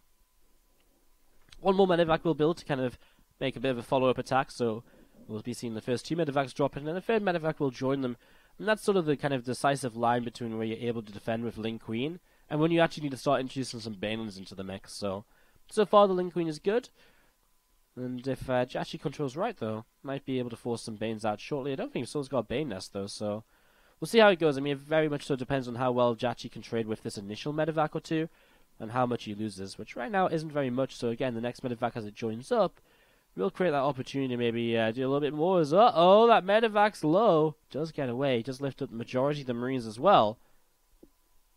As we're going to be seeing the... it's just kind of unload to the side. The other medevac is going to keep on moving down the left. Now we see that third CC starting up. Combat shield starts as well. And Jjakji just continuing to set up into that kind of production and the tech and the structures he needs back at home. Well, just being annoyed with this. Loses the medevac though. One queen able to take that down very quickly there because of its low HP from previously. However, the third base looks a little bit unprotected right now. The Widowmine will be able to start forcing those drones away. Marines begin to drop, and it is Zerglings, which, well, actually run on towards their medevac to help some splash damage onto the Marines too. Queen will still fall, and the Spore Crawler here too. There's a drop in the main base. Solar is starting to lose some workers, so Jjakji finally finding an opportunity to get some damage done here. He is doing a very good job with it. One medevac lost, but still finding some worker kills and able to go from there. And at this point, 10 workers down. Third CC is about to finish. Then, by the time it morphs into an orbital and floats in position, we're still talking about another minute or so until that's really kind of set up and mining. You see this Widowmine just going to try and escape to the side, but Ling's already on top of it. Widowmine gets taken down almost instantly here. As we do have some Marines to the right-hand side as well, also just looking to see what's up and what else is going on. Well, that will be finishing up very soon, and again, 1-1 upgrades from our Zerg play. Also, once again, by the way, Roach upgrades, and Roach is on the way. Solar playing pretty much the same style as what he just played against Byun back on Newkirk Precinct a couple of games ago to start what has so far been a pretty successful attempt at a reverse all kill. So as the upgrades finish for Jjakji, does he have an armory already? Is that something he's remembered? It'd be a little bit of a shame if he hadn't remembered the armory, because obviously missing out on timings of upgrades really can hurt you. I mean, 2-2 timings can be so a big kind of pivotal point of TVZ that if you miss it a little bit, it could hurt you dramatically. But there you go, 2-2 start, so Jjakji not making any mistakes here, as we obviously don't really expect him to. And his third CC starting to lift up in a position. His fourth base is almost definitely going to go down and be cancelled, so Jjakji, I wonder if he just stems in with everything, just Solar see it in time. He just gets the cancel there, which is fantastic. As we're going to be seeing probably a scan to get rid of a couple of these creep teamers. No, he's going to keep running forwards. He'll start fighting these roaches, but 1-1 upgrades are finished up now, and he'll scan on his way out. And he's just going to back away and just going to lift up for the most part. Solar will retake the fourth. Now, meanwhile, we see a big run by into the third. Those Lings running forwards and Marines stepping backwards initially. Those Lings are actually going to try and pick up a couple of SCVs as well. So one SCV goes down, a Marine too. I'm just going to be seeing still those Marines continue to fight here as SCVs get pulled in once again, keeping on fighting against the rest of those Zerglings. Now the Roaches were moving forwards aggressively also, but they're going to pull back now as more creep just gets pushed up the left-hand side of the map from Solar, really establishing that map control and just the ability to kind of move around the map nice and fluently. With those Roaches, which again generally aren't the most mobile of units, so the creep spread can become very important, just to make sure they can move around as fast as possible between the bases, and, you know, on attacks and counter-attacks as well, and especially when they want to pull back maybe. The sooner you hit creep spread, the sooner you're more likely to be able to get away. Marine's going to drop down once more. Infestors are starting to come out here, something Jjakji will indeed see now. That's good information, gives him a rough idea that he has to be wary of infestors and fungal growths, which nowadays is more difficult than ever before because of the fact that those infestors can fungal while burrowed is quite a scary feature of the game, actually. So, very important to just know that they're out. I mean, you can assume that they're out, but just, again, it's just a little bit of a reminder in the back of your brain, like, aha, yes, don't forget to never run forwards as a massive clump of units because that infest is probably going to fungal me. So, good to just see that as some Lings getting cleaned up here and there from Jjakji as well, still just dropping around the map. I mean, so far, Jjakji has always just been using kind of two sets of drops, one on the right side, one on the left side, just trying to find little bits and pieces of damage while building up his main army back at home. Double Factory is down, tank production has started up a long time ago as he's going to run towards the infestors. Fungal hits the Marines on the back, another Fungal, scan comes down and infestor dies. Nice pick off here by Jjakji. Worth trading out this drop for, I feel, especially because he actually kept so many of the Marines alive anyways. And he's still over to the right-hand side. So he's still on over to the right and going to run on forwards. You're going to see Lings keep on running forwards too to help fight against this. No melee upgrades. Oh, no. Melee upgrades finished, but 2-2 against 1-1 at the moment obviously does make a pretty big difference, and that's why those Marines looked pretty sturdy against those Zerglings for a few moments. So you can see free upgrades coming through as well right now from Jjakji, and as free upgrades come on in, this is again just another stage of the game which Terran will be confident about. However, Solar is getting into that hive tech, adrenal glands, ultraless cavern. He's getting set up to play the late game. So, question is, does Jjakji find a way to attack and disrupt Solar before he can really get into all of those ultras, etc., which he's aiming for? Again, double factory tank production is very different from the Widowmine and bio play that we saw out of Byun. And whether that's just because Byun reacted to the roaches too late and then decided it wasn't worth it or what, well, we still don't really know, but generally the tanks are the better way to fight against roach-based armies.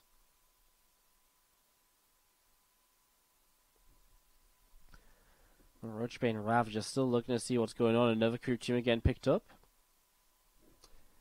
And we're just going to be seeing the... I mean, this army from Jjakji trying to make progress down the left-hand side, but it's very slow, you know. It's very delicate right now. He doesn't just want to run forwards just in case of a fungal, just in case of Banes. Catch him off guard. That Festa just gets away on 2 HP.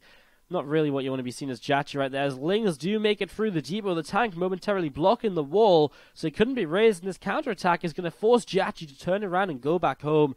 And that's the play Solar needs here, to buy some time to set up into the Ultras. You know, the Ultras Cavern's finished. Time to get Kindness playing going. He actually loses +3 armor as well. It's a huge deal losing one of the engineering bays. Gets rid of some of that upgrade advantage which Jjakji should have had going for himself in the next few minutes. As Ling is burrowed in each mineral line at the moment, ready to just pounce, or at least if anything else, force another couple of scans to continue being annoying here. I mean, Jjakji still tried to keep some of his units out the front and keep them in an aggressive position. This avenue of attack is very, very dangerous for the Zerg player. Sorry, I completely forgot we still don't have the logos back up on the screen. We'll get that fixed. But yeah, I mean, this avenue of attack is scary because it's very choky. It's difficult for the Zerg to attack through. But the counterattacks are doing so much damage. Jjakji losing a lot as we see some Marines, though, stimming around the back. The tank's helping out. And this is what I mean. This position is scary. And Solar is dropping heavily in supply all of a sudden. Ultras are on the way out, but their chitinous plating isn't done just yet. Their space bottom right is low on health. Another drop over there would be deadly. Again, Jjakji losing workers at the same time. 37 workers remain against the 59 of Solar. And this could just go either way still, as Jjakji has a very strong standing army, but these Ultras are about to make his life a bit more difficult. And he sees the Ultras for the first time now. Tanks will siege up. It's again another choke point that's difficult to push through. Can definitely loop around the right side though and kind of come in from 2 angles to make it a bit more of a flanking maneuver. It would be a little bit stronger as we're going to see this Balin nest going to get taken down, and it's going to be seeing the Ultralisks. Now with Kindness playing able to push forwards a little bit here, but still the first one going down very quickly. Bane's trying to connect. Ravagers don't really get close enough to fire any of those corrosive vials off. Solo continue to hold this position for now. Still has some Zerglings, by the way, in the natural of his opponent. As Queens being forced to drop a transfuse on themselves. Better to force the transfuse on the Queens, of course, than to have it come down on the Ultras during the fight, in which case they are just somewhat kind of unbeatable. As you're going to see the medevacs will just lift. He's just going to lift everything back home. Primarily the tanks. He actually peels away with a couple of medevacs with bio units inside to keep on harassing and keep on being annoying. As Solar, that right hand side base, you got to remember, is very low on health. If something was able to get over there and just attack that for a few seconds, then suddenly Jjakji would have Solar pinned back on the free bases, and that could be very powerful for him. But he does need to find that opportunity to drop a set of units across that right hand side. He has units to the left which immediately come in and kill the 4th base, which just got rebuilt on the left side. So he takes that down instantly. And there is that one medevac unit looking for that kill on the right-hand base. This unit is going to run forwards. Adrenal Glandlings, though, are pretty scary, and they only have +2 melee upgrades, but again, it's enough right now. I think the Terran player is still only on +2 as well, because he lost that +3 armor. And don't think he actually started +3. Yeah, he is still just on the +2 armor. So never starting the +3 armor. Small mistake from Jjakji coming in because of Solar's previous counterattacks, killing one of those engineering bays. Drop will actually go in towards the main. Viper's starting to come out now as well, makes it so that there's a little bit more of a counter to the siege tank play, which Jjakji has been using obviously so heavily up until now. Marines and Marauders collecting together on the right-hand side watchtower, and there's going to be seeing Lings continue to run forwards as well. Another couple of Marines and Marauders getting taken down. Still a good chunk of bio units moving around the map, and tank's going to unsiege again. Solo, though, definitely starting to look a little bit more comfortable. The supply lead has been grown for him. His tech has been grown as well. And this I guess it just still doesn't really feel as though there's a good kind of counter to these Ultras. A couple of Liberators are not necessarily enough. Infestors burrowed underneath is a scary feature, and we'll see the corrosive bars being used with that fungal now to take down 2 of these Marauders. They push up the ramp. Lings are already there to defend against the attack, which will try and take down this base. And Solar has a big attack already on the left-hand side too, and Jjakji really does not have the units right now to split up all over and start defending these attacks in multiple locations as he was doing previously. Queens will trade transfuses on each other as we see them under fire from the bio. Only one goes down in the end, though. The transfuse is such a powerful way to just stay alive, as we're just going to be seeing the Lings and Banes running on forwards, and, well, Liberators siege up, and Jjakji just Solar just instead going to go towards Jjakji's third. Meanwhile, this larger fight is taking place, and Jjakji's army is starting to disappear, And Solar is looking more and more comfortable in terms of taking this into an ace match at game number 7. You'll see the base finally over here did get taken down, but Solar's base to the left is about to finish rebuilding. Jjakji down on only 16 workers of his own. I mean, this game is still in action. This game ain't over yet, but a lot of Jjakji's workers actually AFK, not really doing a lot, and he loses them now. 10 workers left. He can get rid of this Ultraless though, and it's just another counterattack coming in towards the natural. Jjakji's army is so focused on the right-hand side, sieged up and playing the positional game, which he sort of needs to play to take, just take any advantage he can. You get rid of another Ultra here, and as Medivacs come in, those Lings are going to be in trouble as well. I actually wonder what the unit count looks like right now, because it feels as though Solar doesn't actually have very many high-tech units anymore. You see the Marauder's going to go after the Spawning Pool. If you could get that, it would be huge. Slow down something which is 12 HP. That's insane. Because he's been making so many Lings lately. Going in towards kind of a bit more of a Ling Bane sort of style. A few Infestors still around. Oh, he's going to find 1, 2, and maybe the 3rd Infestor. Huge pick-off by Jjakji. Jjakji's army is still scary, man, and he's slowly picking away at his opponent. Solo with no +3 Carapace means that his ultras are taking a lot of damage every now and then when these Marauders get on top of them. The +3 weapons coming through and really working wonders for Jjakji in that regard. This Planetary Fortress, though, is going to go down, so while Jjakji had some mining remaining, that's not going to last too much longer either, and so now both players are pretty much on 0 mining. In fact, Jjakji has 0 workers left on the map. He's got a couple mineral patches in his natural expansion, which he could mule up. It's not going to last very long. Now, Solar just eking out a few more units here and there. 48 workers, a little bit of mining left on the 3rd. I guess Jjakji is the same, which he could also mule up. Those Liberators are scary, man. Solar definitely does not have the economy in this game to make kind of a counter to the Liberators. Even 8 Ravagers isn't really enough. The fact that base is actually lifted is kind of frustrating at the moment. The fact he can't land it means he can't mule up a bit. We'll be dropping the orbital command towards the 4th base. Wants to just try and expand again is 106 army supply apiece. It's just the fact that Solar still does have some mining on the way back up, and that could change absolutely everything here still. And also, I think Solar's army in general is still just that little bit stronger. But I don't want to doubt it. I mean, there's only 1 Infestor at the moment, and oh, those Liberators! I mean, 3 of them go down. A couple of them stay alive. I mean, it's just not what Jjakji needed. Although, again, he kills off quite a lot. We'll see Lings are going to move away. And you're going to start moving towards the 4th base from the 3rd. That's happening in the meanwhile. We're actually going to get an image of that now. But there's already a burrowed Ling over here. So still no mining at all for Jjakji. He's not rebuilt anything yet. Tanks will siege. There's going to be some firepower going down. Liberator's trying to push forwards too. Again, still not really much of an answer to this. Drones now dropping from Solar. But even this little bit of long distance mining is going a long way. Gets rid of another Bane on the high ground. Army supplies are still so close. This game is becoming really intense right now. Jjakji just doesn't have any units at all to send to this right-hand side of the map to get rid of that base. Sorry, not get rid of the base, but to get rid of the Lings which are blocking that base. He needs that base if he wants any mining at all left over. Solar can kind of long distance from the right-hand side again. He's going to rebuild another hatchery. Well, he tries to, but the drones block it. He could actually probably mule up over here. He's actually got some Marines here now, so actually he probably could mule the base. Might be better to mule the 3rd, but he's already got Marines towards. Ling's going to run by past the 4th base, and Infestation Pit taken down too. Solar still unable to really make too much.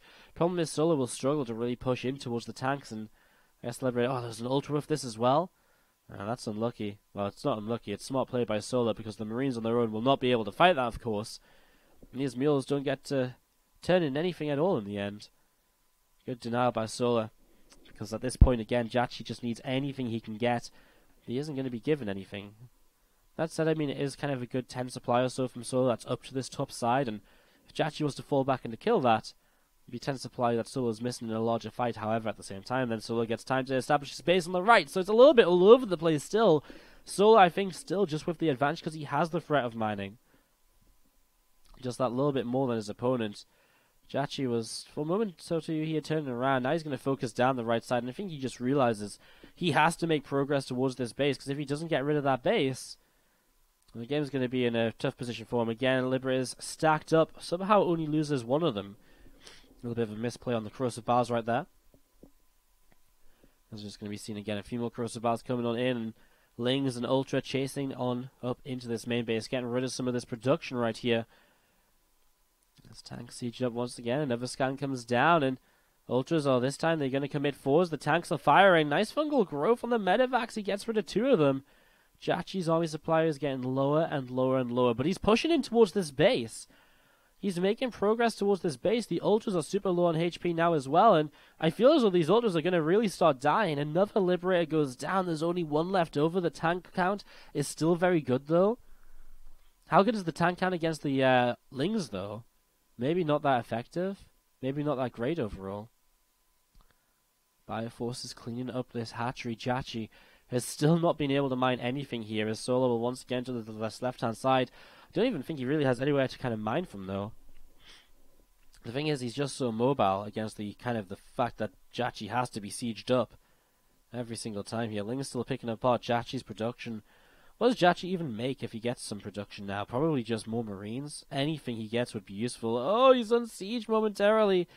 He doesn't get any siege tank shots on this one. 30 army supply down still. Jjakji trying to find something here. Trying to find anything. 2 Marauders trying to lead the charge in this engagement. I mean, the siege tanks are still so scary, but surely there is not a way. Surely there is not a way. Kills off another couple of Overlords. You know, Jjakji could still float a build. I'm surprised he didn't float these buildings already. There isn't any, you know, there isn't a Spire. There's 23 drones. Solar has the drones, right? So eventually he can mine enough for a Spire, I guess. Tank goes down. I mean, that's painful. Again, you can't really afford to be losing anything right now as Jjakji takes his hand off the keyboard, realizing this is not a pretty situation. It's not a pretty position at all. It's a very difficult one to figure out properly and to really know what you want to do. Tank's he's gonna lift up everything, apart from some Marines. He'll drop into the main. Is he just gonna? I mean, does Solar respond to that though? Does he run up this ramp? No, surely not. Right? Because what does Solar gain from running up the ramp? Absolutely nothing at all. Absolutely nothing at all. Currently a CC and under 5 from Jjakji in the main.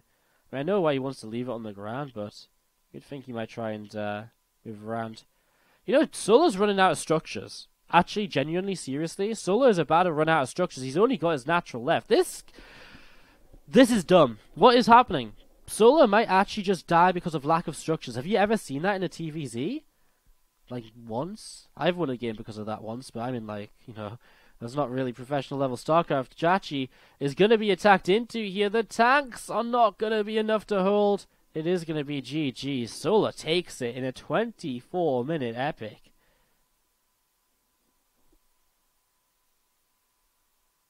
Wow. You know, if he, I think Penguin's in the chat, but yeah, if he could have killed the Hatchery on the natural, it's a tie as well. How often would you see a tie in TVZ? Basically never. Absolutely crazy. Guys, quick break. When we come back, it is Game 7 of this Best of 7 All Kill series. Hello, and welcome back. We're back before the game again. Just gotta go into these breaks quickly. I do oftentimes just run maybe more breaks than you might expect, or longer breaks than you might expect, just because I solo cast. And sometimes it does good to rest your voice, believe it or not. Especially today, I'm running a little bit of a cold, so it's good to take a couple of voice breaks every now and then, I suppose. As we get set to go into the ace match of our first best of 7 of the day. We've got another best of 7 after this. By the way, I still don't understand how the Korean casters are like still casting. Like, they just don't stop. They haven't had a break. It's insane. It's absolutely crazy. Ace match coming up. Solar against Classic here. Pretty sweet. Pretty sweet. Ah, yeah, that's what I was going to do. I was going to put the logos back on. Is it? Can I just delete this? Yeah, there we go. Perfect. Alright, that's fixed. I knew I had to fix something. Alrighty. So, we're going to be jumping on into game in a few moments' time, guys. Just as we're waiting, I guess I'll sell out a little bit. Just a little bit. You guys can, of course, if you enjoyed my casting, you can follow me. I cast a lot of StarCraft. You might not believe that. I cast a lot of StarCraft, and so if you want to follow me, you can hit me up at WardiXO on Twitter. Obviously, my Twitch channel is twitch.tv/Wardi with 3 eyes, Wardii. You can check me out. I'm allowed to sell out, apparently. Rifkin said literally do anything, so I'm selling out. He even said I should tell you all to go subscribe to me and donate to me as well. Like, I don't know, man. Tramp01, he's just hit us up with a sub on the channel. Thank you very much. Appreciate it, of course. Again, there's no sub alerts, etc. today, so apologies for that. But thank you very much for the sub. I'm sure Riff and ZG appreciate it. And there's a real B, as you can see, going in game in a moment or two. Just gonna put my arm around Classic here. Oh, where's my arm? Oh, who would have thought that the massive fight behind me isn't the VSL studio? Who would have thought? Alright, guys. We're going to be kicking off in-game. As you can see, we're not watching the match intro, the map intro like we should be, full screen. I know you guys would rather watch my face and the smaller map intro. We'll just watch the entire game like this, shall we? No, okay. Guys, I'm going to do it. To the bottom right-hand side of the map, our Red Piranhas player is Classic. And to the top left-hand side, our blue Zerg from Splice, it is Solar. It only took me 7 games, but I introduced the players when they did the intros. Nailed it. Absolutely nailed it. See, this is the only reason I wanted Byun to lose and to get 7 games, so I could finally, at some point in this series, nail the introductions. Phew. Fantastic. Absolutely fantastic. If I can do anything, tell you the base trade password. I didn't get trusted with the base trade password. I just have a stream key and some dashboard rights. It's okay. It's all part of the plan. You start off with some dashboard rights, you start changing Twitch channel titles in the middle of streams. Rifkin, Zombie Group think they're going crazy or something. It all starts from there. Oh dear. I should probably stop joking. Probably gonna get kicked off in a moment or two. Anyways, let's kick this off and see how this is gonna go. PvZ on Paladino. I mean, obviously, Game 7 comes down to Paladino Terminal. I mean, you got to think about it this way though. From Team Zest, because they were 3-0 up, they have been able to decide which map each player wanted to play on. So it's all part of a plan, you know. They will have known that Zest would play on Cactus. They will have known Jjakji on Belchin. They will have known Classic to play on Paladino. That's one of the big advantages you have of going 3-0 up in an all-kill series. The fact that if you go 3-0 up, you're going to be able to be like, hey, boom, nice, awesome. If I'm 3-0 up, we know exactly what maps we're going to play against this player, Solar. So they're able to kind of set up their players and sort of play it out. But of course, still scary now going to Game 7. Obviously, it's not worked so far, but you've got to imagine that they do have some sort of a plan here for Classic, playing this on Paladino. Misplaced hatchery from Solar is not the best of ways to start this off in a Game 7, of course.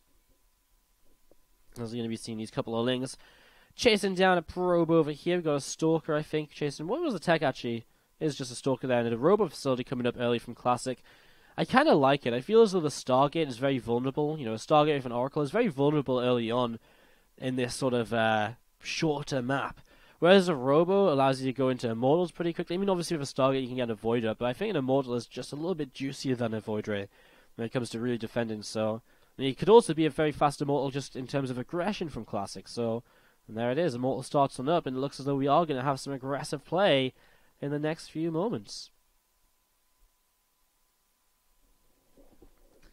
Wardi's really nailing the main advantage of being 3 up. Well, I mean, it is, though. I mean, you think about it, like, obviously you're 3 up, you only need one map to win, but it means you're in the best possible position to win if you do lose that next game. Like, yeah, I mean, I know I go on about it. I love the intricacies of Team League. That's why I run a Team League, you know, because I like talking about this and trying to sound clever. Anyways, we're going to be seeing the Queens just injecting around a little bit here. We're going to see a few more drones on the way up. Roach Warren getting placed on down.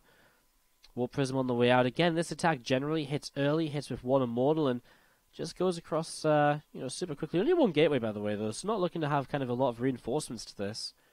Usually I would have thought you'd go with the 3 gates, but I guess it's not going to be overall like an idea to kind of kill his opponent. He just wants to apply a lot of pressure. And maybe the Immortal is just a way to be sure he's safe early on as well, so we'll see what he lifts up with the Prism. Probably will lift the Immortal, a Sentry, and an Adept, I think. Whoops, another Sentry at home? No, just actually 2 Adepts in the Immortal. So just some harassment early, and Classic will see where he goes from this point. The Solo, we're trying about to finish. He's been making a lot of Lings and now Roaches too. Probably to defend though. I mean, he's making a lair, so it's not as though he's looking to kill his opponent in the next few moments. Otherwise, he'd be throwing everything he has at the kind of Ling Roach production. As we're going to be seeing the third Nexus coming down over to this side here. I'm just going to see the Adepts and the Immortal coming across, and so far so good. Needs to make sure he doesn't lose the Prism though, because if you lose the Prism then you're going to lose the Immortal, and that's not something you want to happen in the very early stages of this. So you're going to see nice target fire on the drones, 5 workers killed, putting the worker count at 46 apiece, and obviously just keeping Solo busy, while Classic throws down the third Nexus to the right hand side. So looking pretty good so far on either side of things. We're going to be seeing the Evolution Chamber from Solar. It's starting on up, the Burrow upgrade coming through as well, and that Roach speed also starting in the production tab. Twilight Council for Jenna, second rover facility already actually from Classic, as he goes into pretty much everything he'll be needing for the mid stages of this game now. And as you see a few Lings, 3 Roaches coming into the back of this Mineral Line Queen as well, having to push that Prism away. And a few more drones being picked off here, 4 or 5 workers going down. A few more drones just getting picked off here and there to again keep Solar in a bit of a kind of crappy position, I suppose, in terms of economy. Did you see what will happen next, really? I mean, again, for the most part, pretty standard, I suppose. You know, standard stuff coming up out of Classic. 2 Immortals at a time against Ling Roach, I suppose. I guess the Ling Roach is interesting. Roach upgrades as well, rather than kind of a Ling Bane composition in the ZVP. It's a little bit different from Solo, so we're really just going to play Mass Roach Ravager for a while. And I mean, the thing is, Classic has a perfect setup against this, playing with like double Immortal production. Now throws down the Templar Archive, so you'll have Archons too. I mean, it really is everything that Classic needs to fight against this army of Solar. But it is an army of Solar that very much so comes down to the engagement and how you engage as the Protoss. The spellcasting of the force fields will be hugely important in the coming minutes, I imagine. We're going to be seeing a couple of Lings again pushed away by some Immortal fire. And the Roaches and Ravagers still just seeing what they can do, breaking down some rocks and opening up the map a little bit. Paladino is a bit of a weird map in the sense that it's very similar to Ulrena in the sense that you can attack early quickly, but actually later in the game it becomes very hard to attack because there's so few pathways and they're so close to each other. It's very hard to move through those choke points and get an engagement going. Right now, though, Classic is defended in a very passive manner. It's just sitting back towards his bases. And look at all the pylons he's got as well. He knows what he's going for. He's actually starting up Storm, which I'm not sure how I feel against the kind of the Roach-based army. You'll see the good amount of Immortals here. And he has to be careful he's not back too far up against the wall, so he can still split away and dodge away from Corrosive Biles. And there's just going to be seeing the Photon Overcharge going off. A couple of Photon Overcharges going off, actually. And just getting ready to defend. But man, this Immortal count is just going to shred those Roaches. Surely splits away from a couple of Biles. The Overcharge is still in play here as we see this fight happening. Meanwhile, though, a drop in the main base is killing a lot of probes. 21 workers going down. Classic has not realized this at all. Still doesn't have Storm. Never morphed in the Archons, which I just have to feel is a bit of a mistake. I still don't think you really need Storm against a Roach-heavy army.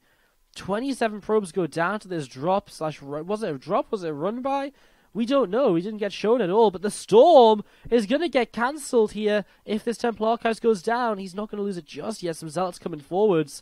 But it's still being delayed, which gives Solar a little bit more time to set up another wave of this attack. As we're going to see the Templar Archives. Man, just the fact that Classic had no response to the run-by or drop or whatever. I think it was a run-by, right? There's no response to that over in the main base and into the natural eventually as well. 27, I mean, he actually held very well in terms of army at the front. But those 27-ish workers that he lost, that is so painful, as we're going to be seeing. Again, a couple of these Zealots moving around. You're going to see a lot of Lings. You're going to start running in towards this natural expansion here. Some probes starting to drop. A couple of probes going down already. Templar Archives does finish up that Storm upgrade now. Maybe it was a drop with an Overlord. Because how else did they just run in here? Am I missing something? Man, I hate not being able to observe myself. It sounds like it's sort of like a... It's sort of like a real kind of serenity not having to observe, but sometimes it's so frustrating. Not knowing, just not quite being able to check. I'm pretty sure they're just running through. Anyways, to the game. I mean, in the end, Classic stabilizes. He's able to rebuild his worker camp. Storm does finish. Now we're going to see actually Solar swapping into melee upgrades, and he's going in towards Bane speed as well. So you're switching into the Ling Bane sort of situation, which we were kind of discussing a bit earlier, saying, well, it's kind of weird that he's not going Ling Bane. So now later in the game, he'll set up towards that. Another double dropping Overlords morphing in, so maybe it was drop Solar long. God, maybe I'll just stop talking about it, because that way I can't be wrong if I don't mention it. Good idea. Yeah, I mean, maybe some Bane drops could come in this time as well. He actually doesn't have Pneumatized Carapace, so I guess it was always just running through. As you see, there's a couple of Overlords trying to get into position, a couple of Roaches coming through here. Zerglin's going to run forwards as well, going to pick up one Zealot killer already. Queen going to continue to target down that Prism for a few moments, and again, Ling Bane Ravager still setting up towards the upper side of the map right now. Still setting up to the upper side of the map, and again, +2 melee on the way as well. I mean, Classic doing a good job of these few Zealots, just not really getting a lot of damage done, but again, distracting Solar, keeping him busy, keeping him occupied, so he doesn't feel the need to come and play with the Protoss units on the other side of the map until Classic is more prepared to take that engagement. The first storm was pretty nice on a good chunk of the Zerglings. More Banes morphing in. There's Banes in those Overlords, though. And there isn't really a lot of anti-air right now. Uh-oh, High Templar! High Templar, you need to get out of there or do something. There's more Banes dropping down. In the end, only 2 or 3 High Templar fall, but it's still 2 or 3 less storms, which he would have in the follow-up engagements. There's a couple High Templar left, and some of them are high energy too. Meanwhile, Classic still dropping with this Prism across the map, trying to get a little bit more damage done. As we're going to be seeing the units just splitting up a little bit and having a little bit of a look to see. I mean, Classic again just sat back defensively, which is sort of the right thing to do against this composition. Sit defensively, keep building up. The more tech units you get, the better. He's been doing a good job of it so far, and Solo, with this endless onslaught of aggression, is just going to get ready to go for round 4 now? Going to try and hit the front once again, but still a good amount of Immortals, a couple of Archons mixed in, some Zealots to come through as well, and still Storms available also here. As you see, good hold position so far, but now the High Templar are going to get dropped by Banes again. The Storms initially do not connect on anything, and those Bane drops from Solo are such a great way to shut down the Templar before they can do anything. A nice storm to the left side, but a lot of the Banes still make their way through as those High Templar try to save the day. Immortals are still left over though. Lings are going to keep on rolling through. I actually think the Immortals can probably fight this amount of Ravagers. A couple of Zealots charging in as well. To the south side, there was an Archon, there's another Immortal as well. It's so close, but reinforcing Lings look to be breaking through for Solar. These Immortals are being forced to pull back. Zealots are being warped in desperately now. Some of them on top of these Ravagers just to try and help out. As the Immortals are still going to maybe just about be enough. Zealots charging in from the side as well. Warp Prism trying to drop them on top. And just trying to make the most of this. And again, Classic will hold. Just about. And again, holding is one of the main things, but this time he lost a lot of his tech units. He lost all of the Archons, all of the Templar, and he lost a lot of the Immortals, so now he has to rebuild those tech units, whereas Solar just has to keep reproducing Ling Bane Ravager. And so this is generally where things will start to look a bit better for Solar. He also has the map control, so he's already got a 4th base. That's something Classic has to figure out how he's going to set up in this game still, because right now he's still sat back against the wall. He's pinned there, and he does not want to move out of that position, because even with that defensive position, he's struggling to hold on to these fights. And so if he moves out to take a 4th base, he's going to have an even more difficult time to make something happen. It's tough, man. He needs to find a way to get rid of those Bane drops, because they have been deadly. Getting rid of his High Templar before Storms are being used, or forcing Storms to be used in place. He doesn't really want to use them. Here we go, Solar aggressively setting up once again. Again, the Dropper Lords setting up into position. Somehow both those Banes against those Archons survive to the top. You can see some Lings just running forwards initially. The Storm hits absolutely nothing, loses a Templar because of it. The Lings do get cleaned up by the Archons though. Again, Solar not with that many Ravagers left over here this time around. Archon should get forwards here and target down these Overlords. He has to. He's going to get rid of one, I think, before any Banes come out. This is a lot better from from Classic, right from the get-go. He still has Storms available to zone this army away. That is the sort of defense Classic has been really looking for to give him a bit more momentum going up against these armies. There's still very much so Classic in this game, man. 64 workers to 63. He does again need to think about a 4th base sometime soon. And we don't see it on the screen, but if we did, the resources lost would be very favorable towards Classic. And that's why he's able to kind of stay in this on the free Nexi against a 4-base Zerg for so long, and now a 5-base Zerg. But again, it is getting to that time where Classic has to take a 4th, which means being aggressive himself, moving out onto the map, and looking to see what he can get up to. As we're going to be seeing these few units just to the little left-hand side there. So still just, I mean, I think he was so confident he was going to kill his opponent on this composition that he just never tried to transition out of this. You know, at no point of this did he try and, escape away from this or anything along those lines. You're going to see Ling, Bane, or Travada from Solo now actually sitting back a bit, just building on up. But he's also letting Classic max out, which is exactly what Classic wants to do against this army.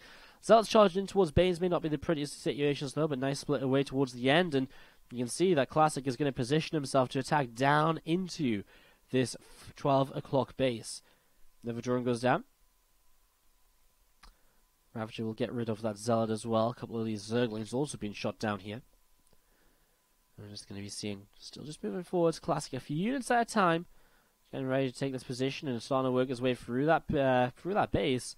Kind of forces Solo to do something, doesn't it? He is, with a lot of his army, going to come through the south, and he will set up something he hasn't had throughout this game so far, which is going to be a flank. Nice storm on the ramp, though. But here we go. Flank moves through. Again, some dropper lords to begin this, and all of a sudden, the army from Classic doesn't look that large at all. The High Templar being dropped onto by Banes once again somehow dodges away and stays alive.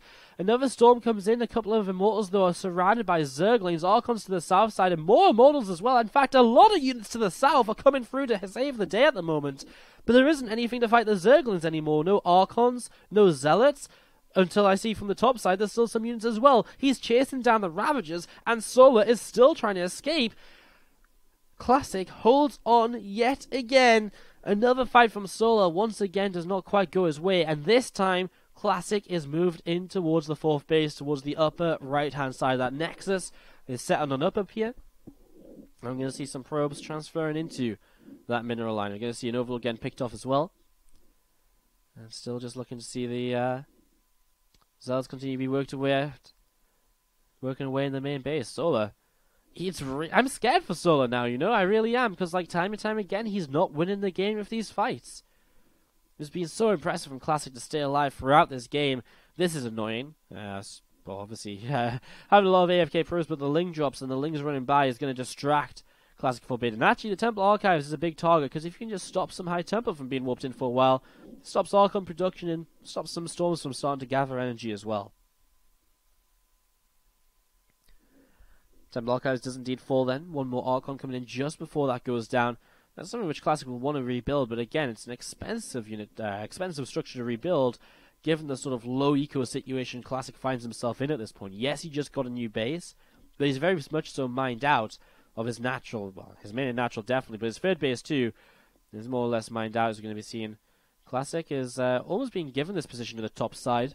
This base up here is apparently being just given to him as Prism comes back into the left. Solo completely out of position here, but does Classic have a chance to warp in that spot? I mean, if he does, he's going to do a lot of damage, and meanwhile, we do see some Zerglings trying to break through the front once again.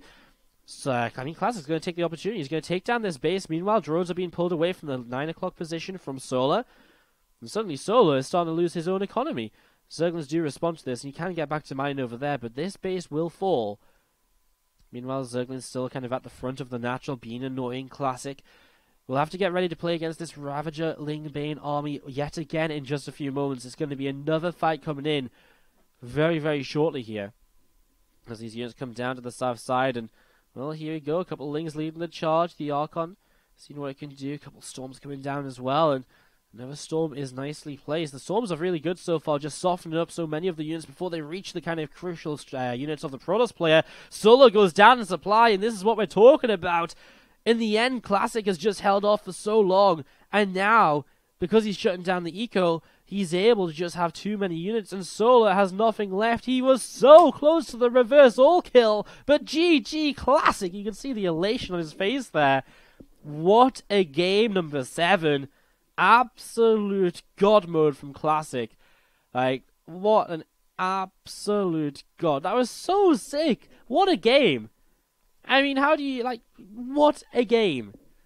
Absolutely insane game number 7. I can't even begin to explain that to you guys. Like, to stay alive through every single one of those engagements, keep rebuilding, keep positioning, drop those storms in the right places, to split your units up, to not let all your zealots charge into Banes again and again and again.